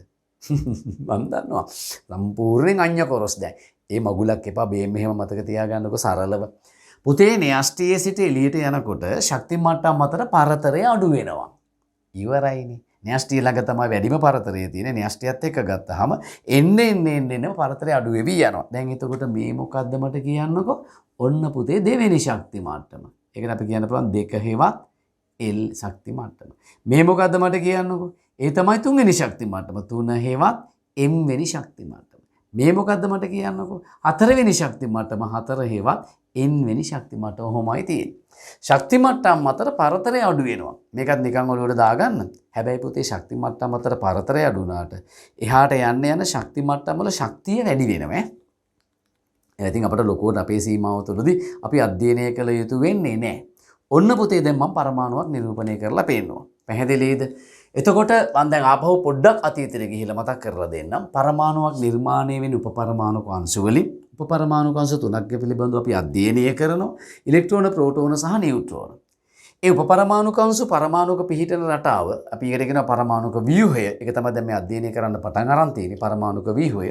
ඒක පිහිටන්නේ එක්තරා සුන්දර රටාවකට. සුන්දර රටාව තමයි දැන් මම මේවට විස්තර කරලා දුන්නේ.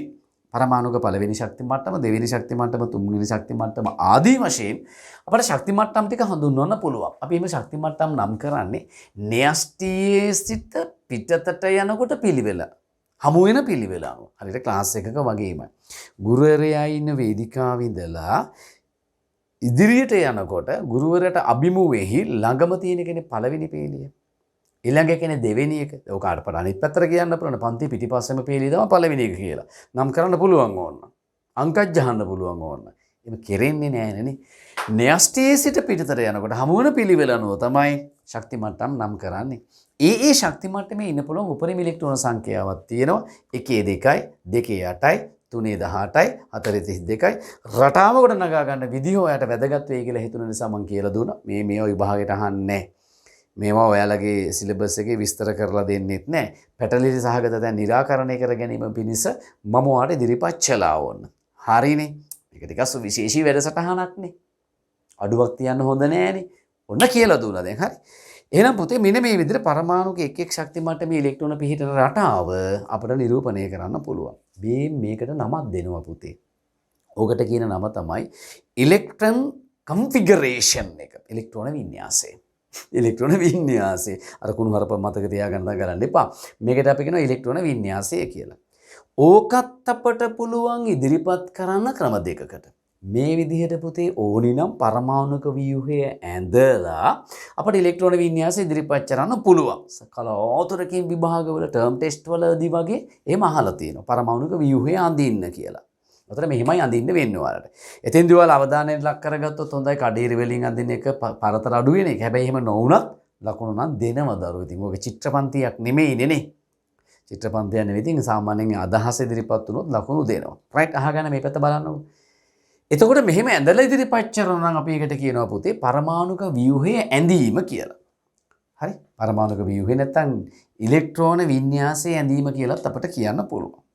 එහෙම නැත්නම් අපිට පුළුවන් පරමාණුවේ තියෙන ඉලෙක්ට්‍රෝන ටික දුන්නට පස්සේ ඒ ශක්ති මට්ටමේ ඉලෙක්ට්‍රෝන පිරෙන්නේ කෙලසකද? ඉලෙක්ට්‍රෝන තියෙන්නේ කොහොමද කියලා ලියලා පෙන්නන්න. දැන් උදාහරණයකට මේකම අපි ගමු. මෙයාගේ දැන් තියෙන ප්‍රෝටෝන සංඛ්‍යාව කීයද? 20යිනේ. ඔන්න බලන්න. ප්‍රෝටෝන සංඛ්‍යාවට ඉලෙක්ට්‍රෝන සංඛ්‍යාව මොකද වෙන්නේ? සමානයිනේ. ඉලෙක්ට්‍රෝන කීයක් තියෙනවද? 20යිනේ. හරි. 20යිනේ. ප්‍රෝටෝන වල ඉලෙක්ට්‍රෝන සමානයිනේ. ප්‍රෝටෝන වල ඉලෙක්ට්‍රෝන සමාන නිසා 20 20 තියෙනවනේ. හරි. මේ ඉලෙක්ට්‍රෝන 20 මෙයාගේ එක් එක් ශක්ති මට්ටමේ පිහිටන්නේ කොහමද? පළවෙනි එකේ ඉලෙක්ට්‍රෝන දෙකක් ඉන්නවා. මේ පේනව නේද? දෙවෙනි ශක්ති මට්ටමේ ඉලෙක්ට්‍රෝන 8ක් ඉන්නවා. ඔය ඉන්නේ ලස්සනට. තුන්වෙනි ශක්ති මට්ටමේ ඉන්නව දරුවනේ ඉලෙක්ට්‍රෝන 8ක්. ඉන්න පුළුවන් උපරිම සංඛ්‍යාව නම් කීයද? 18යි. 18ක් මම යාගේ නැති නිසා තුන්වෙනි ශක්ති මට්ටමේ තියාගන්න ඉලෙක්ට්‍රෝන 8ක් හතරවෙනි ශක්ති මට්ටමේ ඉලෙක්ට්‍රෝන දෙකක් යවනවා. මොකද මම මේ ලිව්වේ 2 8 8 2. මෙයාගේ ඉලෙක්ට්‍රෝන පිහිටන රටාව. මේ ප්‍රෝටෝන 20ක් ඉන්න මේ පරමාණු ඉලෙක්ට්‍රෝන 20යි තියෙන්නේ. ඒ ඉලෙක්ට්‍රෝන 20 ඒ ශක්ති මට්ටමේ පිහිටන රටාව මම ලියලා පෙන්නවා. ඔන්න ඕකට අපි කියනවා දරුවෝ ඉලෙක්ට්‍රෝන වින්‍යාසය ලිවීම කියලා. හරි වැදගත් ඈ. හරි වැදගත්. ඉතා සරල තියරියක් මේ. ඕක නැත්නම් පුතේ මිලු මගුලක් කරන්න බෑ. මොකද ඕකට කියන්නේ ඉලෙක්ට්‍රෝන වින්‍යාසය ලිවීම. ඉතින් පුතේ ඔයාලට පරමාණුක ක්‍රමාංකය 20 දක්වා පරමාණුක ක්‍රමාංකය ඒ මොකද්ද බොල? දැන් එහෙම පොඩි ප්‍රශ්නයක් ඇති. කලින් අපි කතා කළානේ. ඔයාලා මේ ජොයින් වෙන්නේ පුතේ කලින් වීඩියෝස් බලන්න නැතුව නම් මේ වැඩේ මෙහෙම නවත්තපන්. මේ වැඩේ මෙහෙම දැම්ම නවත්තපන්. නවත්තලා ගිහිල්ලා එක්ක වෙන මගුලක් බලාගනින්, වෙන වැඩක් බලාගනින්, වෙන වැඩක් කරපන්. කරන්න බෑ වැඩක් නැත්නම් ගිහිල්ලා නිදාගනින්. කරන්න දෙයක් නැත්නම් මේ එහෙම නැත්නම් හොඳම දේ තමයි පුතේ ෆස්ට් සෙකන්ඩ් තර්ඩ් වීඩියෝස් පිළිවෙලට බලන එක. තැන් වලින් නම් බලලා මේක ගොඩ දා ගන්න බෑ. උඹලා හරිය පණ්ඩිතයිනේ. ආවම කියන්නේ සර් අපට මුල පුළුවන් නේ. මුල පුළුවන්. මුල නෙමෙයි පුළුවන්. මේ ඒ නිසා ඔය ගොම්පාට දාන්න එපා. මුල කොටස ඉඳලම හරිය ලස්සනට බලන් එන්න. මුල කොටස බැලුවා ප්‍රශ්න 50 ලිව්වා. දෙවෙනි කොටස බැලුවා ප්‍රශ්න 50 ලිව්වා. තුන්වෙනි කොටස බැලුවා ප්‍රශ්න 50 ලිව්වා. 50න් අඩුම ගානේ 48ක් 47ක් වත් ජහනවා නම් ඔන්න ඔබ සුපිරි වැඩේ. නැත්තම් පුතේ තව බලලා ඒව හදා ගන්න ඕනේ. හරි? මේවත් එහෙම තමයි. එහෙම පිළිවෙලකට යන්න. එහෙම ගියොත් තමයි අර මම කියන සාර්ථකත්වය ඔයාට මොනව කරන්න පුළුවන් වෙන්නේද? ආදරණීය විදියට වැළඳ ගන්න පුළුවන් වෙන්නේ. සාර්ථකත්වයේ වැළඳ ගන්නවනේ. නැත්තම් ඉතින් කෙලවෙයි මන් දන්නේ මට ඔය විග්‍රහ කරගෙන ඉන්න වෙලාවක් නැහැ. දැන් පුතේ 18 19 17 15 1 10 ඔන්න ඔය වගේ ඉලෙක්ට්‍රෝන වින්‍යාස ලියන්න එනවා අපිට. ඉස්සට එහා ඒවා එන්නෙම නැහැ. ආවත් දැන් ඔයාලා අතාරින්න එපා තනියම ලියන්න බෑ. 22 25 වගේ වණන් එන්නේ ඉඳ තියෙනවා කලාතුරකින්. හැබැයි පුතේ සීමාව 20. පරමාණුක ක්‍රමාංකය කිව්වේ පරමාණුක න්‍යෂ්ටියේ තියෙන ප්‍රෝටෝන සංඛ්‍යාව. අර අපි උඩින් ලියලා යටින් ලියලා නිරූපණය කරලා පෙන්නුවේ. ඔයා ගන්න රිසල්ට් එක එහෙම දාලා ලස්සනට කියලා එකක් දාලා මතකයිනේ. හරි. දැන් අහන්න. පරමාණුක ක්‍රමාංකයේ 20 දක්වා පරමාණු වල ඉලෙක්ට්‍රෝන වින්‍යාස ලියන්න පුළුවන් වෙනවා. දැන් 20 ලියුවානේ. තව එකක් මම පොඩ්ඩක් ලියන්න. ඔන්න 15 අපි ලියමු බලන්න. පරමාණුක ක්‍රමාංකය 15යි. පුතේ පරමාණුක ක්‍රමාංකය 15යි කියන එකේ තේරුම මොකද්ද? එයාට තියෙනවා ඉලෙක්ට්‍රෝන 15ක්. ඔන්න ලිව්වා. එහෙනම් 15යි ඉලෙක්ට්‍රෝන. රයිට්. E. දැන් ලියමු ඉලෙක්ට්‍රෝන වින්‍යාසයේ පළවෙනි එකේ කීයද? 2යි. දෙවෙනි එකට කීයක් යනවද? 8යි. 8යි 2යි කීයද? 10යි. තව ඉලෙක්ට්‍රෝන කීයක් ඉතිරිද? 5යි. ඒක තුන්වෙනි එකට යනවා. ගැටලුවක් නැහැනේ. 2යි 8යි 5යි. අන්න ඉලෙක්ට්‍රෝන වින්‍යාසය ලිව්වා. දැන් ඔය විදිහට ඔයා ඉස්සරලම එකේ සිට 20 දක්වා. එකේ කිසි ගැටලුවක් නැහැ. පළවෙනි ශක්ති මට්ටමට ඒ ඉලෙක්ට්‍රෝන දැම්ම ඉවරයි. ඉලෙක්ට්‍රෝන 2යි නම් ඉන්නේ පළවෙනි ශක්ති මට්ටමට ඉලෙක්ට්‍රෝන 2ක් දැම්ම ඉවරයි. ඉලෙක්ට්‍රෝන 3ක් ඉන්නවා නම් පළවෙනි එකට 2ක් දැම්මා. එක ඉතුරු එක දෙවෙනි එකට දැම්මා. වම දිගට ඉලෙක්ට්‍රෝන වින්‍යාස ටික ලියාගෙන යන්න. 20 දක්වා ලියන්න. ඕනි නම් 30 දක්වා ලියන්න. ඕනි නම් 100 දක්වා ලියන්න පුළුවන්. 100 දක්වා ලියන්න පුළුවන්. මොකද පස්වෙනි ශක්ති මට්ටමේ ඉන්න ඉලෙක්ට්‍රෝන සංඛ්‍යාව හොය දඟලන්නේ නැහනේ. මතක තියාගන්න ඕනේ නැහැ නෙමෙයි. සම්බන්ධතාවයක් තියෙනවා. හෙදුවා ටක් ගාලා ගන්න පහේ කීයද? අපි දැන් ඉස්සලා හදපේකේදී ඔයාලට මෙමොරයිස් වෙලා ඇති. 50යිනේ. ආන් මේ විදිහට ඔයාලට ඕනම එකක් ලියන්න පුළුවන්. ඉතින් අද වෙනකොට හොයාගෙන තිනවා පුතේ පරමාණුක ක්‍රමාංක 118 දක්වා පරමාණු 118 දක්වා විතරයි අපිට ලියන්න පුළුවන්කම තියෙන්නේ. හමු වෙයි අනාගතේ 500 පරමාණු ක්‍රමාංකේ 500 වෙන පරමාණුවක් අනාගතේ හමු වෙයි කියලා හිතලා ඔයාට ඕනි නම් 500 එක ලියන්නත් පුළුවන්. එහෙම එකක් තුන් ලෝකෙවත් නැහැ. ලෝක තුන මොකක්ද කියලා මගෙන් අහන්න එපා. දැන් කියන කතාවට මමත් චිවි. එහෙම එකක් නෑ පුතේ. 118 දක්වා විතරයි තියෙන්නේ. රයිට්. දැන් මේ ටික පැහැදිලිද ඔයාලට? මොනවද? පදාර්ථය හැදිලා තියෙනවා පරමාණුවකින්. පරමාණුවේ හැදිලා තියෙන උපපරමාණුක අංශු වලින්. ඒ උපපරමාණුක අංශු පරමාණුක පිහිටන්නේ කොහොමද? එහිදී තියෙන සම්මතයන් මොනවද? එක් එක් ශක්ති මට්ටමේ තියෙන පුළුවන් උපරිම ඉලෙක්ට්‍රෝන සංඛ්‍යාව මොනවද? ශක්ති මට්ටම කියන්නේ මොනවද? ඒකට කියන අනිත් නම මොකද්ද? කවච. ඒවා නම් කරන්නේ කොහොමද? ඒවා පදනම් කරගෙන ඉලෙක්ට්‍රෝන වින්‍යාසයන් ලියන්නේ කොහොමද? මේක හරි වැදගත්. දැන් ඔය පිළිබඳව ඔබට හොඳ වැටහීමක් ඇති කියලා මම විශ්වාස කරනවා. එහෙමනම් දැන් පුතේ අපි ඔන්න ඔය ටිකත් අරගෙන ඔතනින් ඉස්සරහට ඔතනින් එහා කොටසට අවතීර්ණ වෙන්න උත්සාහ දරමු. හයි පැහැදිලිද මොකද්ද මේ සම්බන්ධව තියෙන කරුණු වලින් ඔබට තියෙන කාරණාවන් ටික දැන් අධ්‍යයනය කරගන්න යන්නේ. හරිනේ? හරි. දැන් පරමාණුක ව්‍යුහය පිළිබඳව ඉතා හොඳ අවබෝධයක් වාට තියෙනවා. අපි දැන් ඊළඟට බලමු පරමාණුක හැසිරීම පිළිබඳව. අපි කොහොමත් එහෙමනේ හොයන්නේ. ඉස්සෙල්ලා බලනවා කොයි වගේ කෙනෙක්ද. රයිට්. එහෙම කෙනෙක්. ඊට පස්සේ බලනවා එයාගේ හැසිරීම කොයි වගේද. එහෙමනේ අපි සාමාන්‍යයෙන් නේ ස්ටඩි කිරීම කරන්නේ නේද? අපි දැන් බලමු පරමාණුක හැසිරීම කොයි වගේද කියලා. ඔතෙන්දි මට මෙන්න මේ කාරණාවන් ටික විශේෂයෙන්ම ඉස්මතු කරලා කියන්න ඕනි. ඒ නිසා හොඳට දැන් අවධානයට යොමු කරගෙන මම මේ කියන කාරණාවන් හිතට ගන්න ඕනේ හොඳට. හරිද? පොඩියට කියන දේවල් ටිකක් වුණාට බරපතලව ආත්මගත කරගන්න එක ඉදිරි වැඩ කටයුතු සඳහා ගොඩක් වටිනවා. දැන් අපි දන්නවා මෙන්න මෙහෙම කතන්දරයක්. කිසියම් පරමාණුවක් සැලකුවට පස්සේ ඒ පරමාණුවේ න්‍යෂ්ටිය තුල තියෙනවා අංශුවක් ප්‍රෝටෝන කියලා. තව අංශුවක් තිබුණා නියුට්‍රෝන කියලා. තව අංශුවක් තිබුණා න්‍යෂ්ටිය තුල නෙමෙයි ඒක තිබුණේ වටේට වේගෙන් කරකැවෙමින් ඉලෙක්ට්‍රෝන කියලා. දැන් මම කතා කරන්නේ මේ ප්‍රෝටෝන ගැන සහ ඉලෙක්ට්‍රෝන ගැන විතර. මේ නියුට්‍රෝන කියන අංශුව ගැන කතා කරන්නේ නැහැ. ඇයි? ඒක නිකන් හිතියක් නෑ වගේ. ඔය ස්කන්ධයක් වෙන බරක් වෙලා ඉන්නවා විතරයි. ස්කන්ධයක් වෙලා ඉන්නවා විතරයි. ඊට අමතරව විශේෂිත දේවල් එයාගේ ළඟ නැහැ. ප්‍රෝටෝන අපි දන්නවා ධන ආරෝපිතයි කියන්නේ. ප්‍රෝටෝන ධන ආරෝපිතයි. ඉලෙක්ට්‍රෝන අපි දන්නවා ඍණ ආරෝපිතයි කියන්නේ. ඔයා හිතන්න පරමාණුක ක්‍රමාංකය කෙටියෙන් ලියනවා පා ඩොට් දෙකක් දැම්ම ක්‍ර රයිට් 5ක් වෙන පරමාණුවක් ගැන. පරමාණු ක්‍රමාංකය 5යි මෙයාගේ. රයිට්. පරමාණු ක්‍රමාංකය 5යි කියන එකේ තේරුම තමයි න්‍යෂ්ටි ප්‍රෝටෝන 5යි තියෙන්නේ. න්‍යෂ්ටි ප්‍රෝටෝන 5ක් තියෙන පරමාණුවක් අපි දැන් මේ අවධානයට ලක් කරන්නේ. එතකොට පුතේ මෙයාගේ න්‍යෂ්ටි ප්‍රෝටෝන 5යිනේ. එක ප්‍රෝටෝනයක් මොන ආරෝපිතයිද? ධන ආරෝපිතයි. එහෙනම් මෙයාගේ න්‍යෂ්ටි ධන ආරෝපණ කීයක් තියෙනවද මට කියන්නකෝ? 1යි 2යි 3යි 4යි 5යි. එක ප්‍රෝටෝනයක් ධන ආරෝපිතයි නම් ප්‍රෝටෝන දෙකක් ධන ආරෝපණ දෙකකින් යුක්ත වෙනවනේ. ප්‍රෝටෝන 5ක් ධන ආරෝපණ 5කින් යුක්තයි. කියමු කොහොමද? ඉලෙක්ට්‍රෝන කීයක් දැන් මෙයාට තියෙන්න ඕනිද? අපි දන්න කතාව ප්‍රෝටෝන සංඛ්‍යාවට ඉලෙක්ට්‍රෝන සංඛ්‍යාව සමානයි. එහෙනම් ඉලෙක්ට්‍රෝනයක් ඍණ ආරෝපිතයි. ප්‍රෝටෝන 5ක් තියෙන නිසා ඍණ ආරෝපිත ඉලෙක්ට්‍රෝන 5ක් තිබිය යුතුයි. ඒ නිසා මෙයාට ඍණ ආරෝපණ 5කුත් තියෙනවා. ඕන කතාව. පැහැදිලිද? සාමාන්‍යයෙන් ඕනිම පරමාණුවක් ගත්තාම ඕක තමයි තත්ත්වය. ඒ කිව්වේ ඕනිම පරමාණුක ප්‍රෝටෝන 5යි ඉලෙක්ට්‍රෝන 5යි නෙමෙයි. ප්‍රෝටෝන සංඛ්‍යාවට ඉලෙක්ට්‍රෝන සංඛ්‍යාව සමයි කියන එකයි මට කියා ගන්න උවමනා කළේ. දැන් මොකද වෙන්නේ කියන්නකෝ? මේ ප්‍රෝටෝනයකට තියෙන ධනාරෝපණය මේ ඉලෙක්ට්‍රෝනයකට තියෙන ඍණාරෝපණය මගින් නැති වෙලා යනවා. ඉලෙක්ට්‍රෝනයකට තියෙන ඍණාරෝපණය ප්‍රෝටෝනයකට තියෙන ධනාරෝපණය මගින් නැති වෙලා යනවා. ඔකට අපි කියනවා උදාසීන වෙනවයි කියලා. ටික තේරුම් ගන්න නම් අමාරුයි නේද? ඉන්නකො මම මෙහෙම කියන්නකො. අපි හිතමු කොල්ලෝ සහ කෙල්ලෝ ගැන.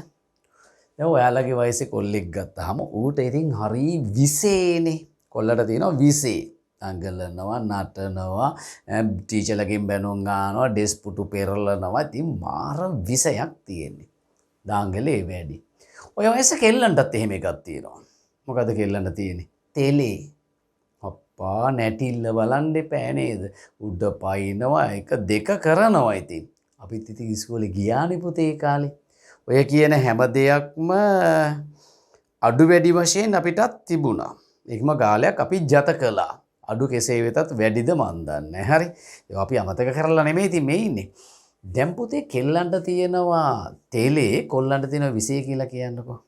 දැන් මම පන්තිය කරන්න එනවා. අපි හිතමු ක්ලාස් එකක් ගැන දැන් ක්ලාස් එකක්. දැන් මම තමයි න්‍යෂ්ටි නෙමෙයි හිතන්නේ.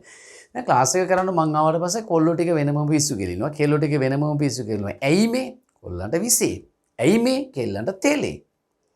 තෙලේ නිසා, විසේ නිසා මුන් දැන් මාර ගෝෂ්ටියක් ඇති කරගනිමින් ඉන්නවානේ.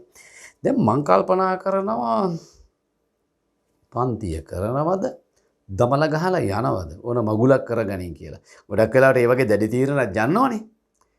ඒකට ඒ වගේ දැඩි තීරණ ගන්න හොඳ නෑ. පුංචි දරුවෝනේ ඔයාලට එහෙම ලොකු දඩුවමක් දෙන්න හොඳ නෑ කියලා මන් දන්නේ නෑ. මම එහෙම හිතනවා. ඒතර මම තීරණය කරනවා කොහොම හරි කරලා පන්තිය කන්ට්‍රෝල් කරගෙන පන්තිය කරන්න ඕනේ කියලා. කොට්ටක් ගෙනත් තියලා බය කරන්න පුළුවන්. බලා බය වෙන්නේ නෑ නේ බා. නේද? උතන කාලතුවක්වක් ගෙනල්ලා තියන වෙඩි තීරුව කිව්වත් ඔබ්බහහ තියපම් බලන්න කියලා කියයි. මම මේකට අනුගමනය කරන පට්ට සරල උපක්‍රමයක්. නැගිටපියව ඔක්කොම ටික ඵලයව එළියට. දැන් කට්ටිය පොඩ්ඩක් හොල්ම එළියට යනවා. ඊට පස්සේ දැන් වරේ පන්ති ඉන්න ඕනේද ඉගෙන ගන්න ඕනේද? ඔව් වරේ කොල්ලෙක් කරන් වාඩි කරවනවා. ගිහලා වාඩි වියන් ඔබ. මට ඕන තැනින් වාඩි වියන් ඔබට ඕන තැනින්. පළයන් මේ මෙතෙන්ට වරි. මම ඌට වාඩි වෙන්න තැනක් පේනවා. ඌ ගිහලා තැනින් වාඩි වෙනවා. දැන් කෙල්ලෙක් වරි. ඔබටත් ඉගෙන ගන්න ඕනේද? ඔව්. එහෙනම් අරුගේ ළඟින් ගිහලා වාඩි වියන්. කොල්ලෙක් වාඩි කරනවා කෙල්ලෙක් වාඩි කරනවා. තව එකෙක් වරෙන් කොල්ලෙක් වාඩි කරනවා කෙල්ලෙක් වාඩි කරනවා. තව එකෙක් වරෙන් කොල්ලෙක් වාඩි කරනවා කෙල්ලෙක් වාඩි කරනවා. ජෝඩු කර කර වාඩි කරනවා. දැන් ඔය පාර හිතයි දන්නේ අන්න වැඩේ. එහෙනම් ඊට පස්සේ පන්තිය ඇතුලේ පොඩි ගාල ගෝෂ්ඨියක් නිර්මාණය කරන්න ඕනේ. ජෝඩු වෙවි වාඩි වෙන්න පුළුවන් නේ. වාව්. සර් ඔයානම් දෙවියෙක්. දෙවියෙක් නෙවෙයි දේවාලයක් කියලා කියයිනේ. මේ එහෙම කරනවට නෙමෙයි මම මේක පහදලා දෙන්න එක්සැම්පල් එකක් දෙන්නේ. දෙකක් දීලා එලවලා දානවා පන්ති නටන්න આવොත් එහෙම. දැන් මෙහෙමයි කරන්නේ. දැන් එහෙම ජෝඩු කර කර වාඩි කරනවා. මාර වැඩේ කියන්නේ අහන්නකෝ. කොල්ලෝ ගානට හරියටම සමාන කෙල්ලෝ ගානක් හිටියා කියන්නේ. කොල්ලෝ ඉන්නවා එක් සංඛ්‍යාවක් කෙල්ලොත් ඉන්නවා එක් සංඛ්‍යාවක්. ගානට ජෝඩු වුණා. දැන් පුතේ මොකද වෙන්නේ? අර කලින් වගේ පන්තිය ඇතුලේ කලබලකාරී තත්ත්වයක් නිර්මාණය වෙයිද? කොල්ලට විසේ. ඌ එහෙම මෙහෙන් ඇඹරෙනවා දැන්. කෙල්ල බලනවා හොඳට. මේ මොකද ඇඹරෙන්නේ? අඹරනමන්තෝගේ කොල්ල බය වෙනවා. ඇඹරුවොත් එහෙම. කොල්ල පට්ට සයිලන්ස් වෙලා දැන් හොඳට ඉස්සරහා බලාගෙන ඉන්නවා. ටික වෙලාවකින් කෙල්ල නලියනවා. කෙල්ලට තෙලේ. කෙල්ල නලියනකොට කොල්ල කියන මොකද තෝ නලියන්නේ? නලියවනවා මං දැන්. කියපු ගමන් කෙල්ල නිශ්ශබ්ද වෙනවා. දැන් මොකද වෙන්නේ කියන්නකෝ. කොල්ලාගේ විසෙන් කෙල්ලගේ තෙලේ බහිනවා. කෙල්ලගේ තෙලෙන් කොල්ලගේ විසේ බහිනවා. දැන් කාටවත් පන්තිය ඇතුලේ අර කලින් වගේ නිර්මාණය කරගන්නට බෑ අශීලාචාර හැසිරීම් රටාවක්. කට්ටියම පට්ට සයිලන්ස් එකේ කට්ටකාගෙන දැන් අවධානය යොමු කරගෙන ඉගෙන ගන්නවද නැද්ද? ඉගෙන ගන්නවා. දැන් පන්තිය මොනවා වෙලාද මේ තියෙන්නේ? උදාසීන වෙලා. කෙල්ලගේ තෙලේ කොල්ලගේ විසෙන් බහැලා. කොල්ලගේ විසේ කෙල්ලගේ තෙලෙන් බහැලා. වගේ ප්‍රෝටෝන එක ධනාරෝපණය ඉලෙක්ට්‍රෝන එක ඍණාරෝපණය මගින් නැති කරනවා. උදාසීන කරනවා. ඉලෙක්ට්‍රෝන එක ඍණාරෝපණය ප්‍රෝටෝන එක ධනාරෝපණයෙන්ද ප්‍රෝටෝන එක ධනාරෝපණය ඉලෙක්ට්‍රෝන එක ඍණාරෝපණයෙන්ද ආදී වශයෙන් උදාසීන වුණාට පස්සේ සමස්ත ප්‍රතිඵලය වෙන්නේ මොකද්ද? මේ පරමාණුවට පුතේ කිසිදු ආකාරයක ආරෝපණයක් නැහැ. මෙතන බිඳුව වෙනවා, මෙතන බිඳුව වෙනවා, ධනයි ඍණයි බිඳුව වෙනවා, බිඳුව වෙනවා, බිඳුව වෙනවා. සමස්ත ආරෝපණය බිඳුවයි. එහෙනම් දරුවෝ ඔන්නෝක මතක තියාගන්න මේ ලෝකේ තියෙන හැම පරමාණුවක්ම ඔන්න ඔය විදිහට උදාසීන වෙලා තියෙන්නේ. ඒ කියන්නේ හැම පරමාණුවකම තියෙන මොනව සංඛ්‍යාවද? ප්‍රෝටෝන සංඛ්‍යාව. මොනව සංඛ්‍යාවටද? ඉලෙක්ට්‍රෝන සංඛ්‍යාවට. මොනවා වෙලාද තියෙන්නේ? සම වෙලා තියෙන්නේ. ඒ නිසා හැම පරමාණුවක්ම මොන පරමාණුවක්ද? උදාසීන පරමාණුව. උදාසීන නොවුණු පරමාණුවක් ඇත්තේම නැහැ. ප්‍රෝටෝන සංඛ්‍යාවට ඉලෙක්ට්‍රෝන සංඛ්‍යාව සමානයි. තව විදිහකට කිව්වොත් ධනාරෝපණ සංඛ්‍යාව ඍණාරෝපණ සංඛ්‍යාවට සමාන. ඒ නිසා පරමාණු උදාසීනයි. වචනේ පැහැදිලිද? රයිට්. දැන් අපි මෙහෙම හිතමු. පරමාණුවක් ගත්තට පස්සේ එක් එක් ශක්ති මට්ටමේ ඉන්න පුළුවන් උපරිම ඉලෙක්ට්‍රෝන සංඛ්‍යාවක් තියෙනවානේ. පළවෙනි එකේ ඉන්න පුළුවන් උපරිම සංඛ්‍යාව 2යි. දෙවෙනි එකේ ඉන්න පුළුවන් උපරිම සංඛ්‍යාව 8යි. තුන්වෙනි එකේ ඉන්න පුළුවන් උපරිම සංඛ්‍යාව 18යි. නමුත් අපේ සීමාව තුල දෙනම් 8යි. හතරවෙනි එකේ ඉන්න පුළුවන් උපරිම සංඛ්‍යාව 32යි. එහෙත් අපේ සීමාව තුලදී කීයද? 8යි නේ පුතේ. මෙන්න මේ කියන ඉලෙක්ට්‍රෝන 8 සම්පූර්ණ කරගත්තු සමහර පරමාණු ඉන්නවා. කියන අවසාන ශක්ති මට්ටමේ තිබිය හැකි උපරිම ඉලෙක්ට්‍රෝන සංඛ්‍යාව මොනව කරගෙනද? පිහිටවගත්ත පරමාණු ඉන්නවා. උපරිම ඉලෙක්ට්‍රෝන සංඛ්‍යාව පවත්වගත්තු පරමාණු ඉන්නවා. සමහර ඒවා. තව සමහර ඒවා ඉන්නවා එහෙම නොවන පරමාණු. ඒ කියන්නේ අවසාන ශක්ති මට්ටම සම්පූර්ණ කරගත්තු නැති පරමාණු ඉන්නවා. අහන්න කොහොඳට අවසාන ශක්ති මට්ටම සම්පූර්ණ කරගත්තු පරමාණු වලට ලක්ෂණ නමක් දෙනවා. මොකද දන්නවද? ස්ථායි පරමාණුවක් කියලා කියනවා. දැන් වලුත් වචන සෙට් එකක් ඔයාලට හමු වෙන්නේ. දැන් එක වචනයක් හමු වුණා උදාසීන. අර නිකන් ඔයාලා වගේ හරීම උදාසීනයි. උදාසීන. දැන් ඊළඟට වචනයක් හමු වෙනවා පුතේ ස්ථායි කියලා. අවසාන ශක්ති මට්ටම සම්පූර්ණයි නම් අවසාන ශක්ති මට්ටමේ තිබිය හැකි උපරිම ඉලෙක්ට්‍රෝන සංඛ්‍යාව පවත්වගෙන නම් ඉන්නේ කිසියම් පරමාණුවක්. ඒ පරමාණුට අපි කියනවා ස්ථායි පරමාණුවක් කියලා. ස්ථායි පරමාණුවක් කියලා කියනවා. අවබෝධයිද? එහෙනම් ඉතින් අවසාන ශක්ති මට්ටම සම්පූර්ණ කරගෙන නැති පරමාණුත් ඉන්නවනේ. 8ක් ඉන්න පුළුවන් දෙවෙනි ශක්ති මට්ටමේ. 8ක් නැහැ පරමාණුවල තියෙන ඉලෙක්ට්‍රෝන 6යි. අවසාන ශක්ති මට්ටම සම්පූර්ණ නැහැනේ. එවැනි පරමාණු වලට අපි කියනවා මගේ පැටවුනේ ඔන අහන්න හොඳට අස්ථායි පරමාණුවක් කියලා. අස්ථායි පරමාණු. දැන් වචන තුනක් ඉගෙන ගන්නවා. උදාසීන, ස්ථායි සහ අස්ථායි. ටක් ගාලා හිතින් හිතන්න බලන්න මොකක්ද උදාසීන කියලා කියන්නේ? ප්‍රෝටෝන සංඛ්‍යාවට ඉලෙක්ට්‍රෝන සංඛ්‍යාව සමවන සාමාන්‍යයෙන් අපිට හමු වන හැම පරමාණුවක්ම උදාසීන පරමාණුවක් තමයි. ධන ආරෝපණ සංඛ්‍යාවට ඍණ ආරෝපණ සංඛ්‍යාව සම නිසා සමස්ත ආරෝපණයක් පිටතට පෙන්වන්නේම නැත. එබැවින් එය උදාසීන පරමාණුවක් නම් වන්නේය. හරිනේ දැන් කතාව නේද? ස්ථායි කියන්නේ මොකද්ද? අවසාන ශක්ති මට්ටමේ තිබිය හැකි උපරිම ඉලෙක්ට්‍රෝන සංඛ්‍යාව සම්පූර්ණ කොටගෙන ඇති පරමාණු. අස්ථායි පරමාණුවක් කියන්නේ මොකද්ද? අවසාන ශක්ති මට්ටමේ තිබිය හැකි උපරිම ඉලෙක්ට්‍රෝන සංඛ්‍යාව සම්පූර්ණ කොටගෙන නැති පරමාණු. එතකොට පුතේ මේ හැම අස්ථායි පරමාණුවක්ම try කරනවා මොනවා වෙන්නද? ස්ථායි වෙන්න. අස්ථායි පරමාණුව try කරනවා මොනවා වෙන්නද? ස්ථායි වෙන්න. ඒ කියන්නේ මොකද්ද? අවසාන ශක්ති මට්ටම සම්පූර්ණ කරගත්තු නැති පරමාණු අවසාන ශක්ති මට්ටම සම්පූර්ණ කරගන්න try කරනවා. ඔට්ට උත්සාහයක් දරනවා. නිකන් අවිවාහකය විවාහ වෙන්න වෙර දරනවා වගේ. දැන් උඹලා හැම එහෙමනේ. විභාගේ පාස් කරගත්තේ නැත්නම් තව O level වලත් කරලා නැහැ. කෑල්ල නම් සෙට් කරගෙන ඉන්නේ. ඒවා හරි දැන් ඔක්කොමනේ මැසේජ් කරලා ඔක්කොම කරලා පන්ති උගන්නන වෙලාවෙත් එහාට ෆෝන් එක පිහදාලා මෙහාට ෆෝන් එක පිහදාලා නේ. ඒ සියල්ල ලස්සනට යනවා. ගුරු දෙගුරු සියල්ලටම වංචාව කරගෙන. හැබැයි එකක් මතක තියාගනින් මගේ පුතේ. ඔබ කාට වංචාව කළත් ඔබ හද සාක්ෂියට වංචාවක් කරන්න බෑ. ඒක දන්නවා මේ කරන්නේ වැරදි වැඩක් කියන්නේ. ඔගේ රිටර්න් එක ওই විදිහටම ලැබෙනවා. ඒ නිසා පුළුවන් තරම් ජීවිතේ තමන් විසින් තමන්ව රවට්ට ගන්න ඔය විදිහේ වැඩවත් නොකරින් උත්සාහ කරනවා නම් හොඳයි. ඔයාට අනිවාර්යයෙන්ම රිසල්ට් හම්බ වෙන හින්දා. ඔය ගැන මම වැඩි කතා කරන්නේ නැහැ මේ පාඩම දිග්ගැසෙන නිසා. හරයි. දැන් මොකද වෙන්නේ? අස්ථායි පරමාණු. ඒ කියන්නේ අවසාන ශක්ති මට්ටම සම්පූර්ණ නැති පරමාණු. මොන පරමාණු බවට පත් වෙන්න හදනවද? ස්ථායි වෙන්න හදනවා. ඒ කියන්නේ අවසාන ශක්ති මට්ටම සම්පූර්ණ කරගන්න හදනවා. right. ඔන්න ඔය වැඩේ කරගන්න පුතේ පරමාණුවකට විදි තියෙනවා 1යි 2යි 3ක්ම. මොකද්ද වැඩේ? අස්ථායි පරමාණුවකට ස්ථායි වෙන ක්‍රම 3ක් තියෙනවා. එකක් තමයි අවසාන ශක්ති මට්ටමට ඉලෙක්ට්‍රෝන ලබා ගන්නවා. මම මෙහෙම ලියන්නද? ලබා ගැනීම. අවසාන ශක්ති මට්ටමට කොහින් හරි ඉලෙක්ට්‍රෝන ලබා ගන්න. කවුරු හරි දෙනවනම් දෙන්නකෝ කියලා අරන් තියා ගන්නවා. දැන් හිතන්න මෙහෙම පරමාණුවක් තියෙනවා පළවෙනි ශක්ති මට්ටමේ ඉලෙක්ට්‍රෝන 2යි දෙවෙනි ශක්ති මට්ටමේ ඉලෙක්ට්‍රෝන 7යි කියන්නකෝ.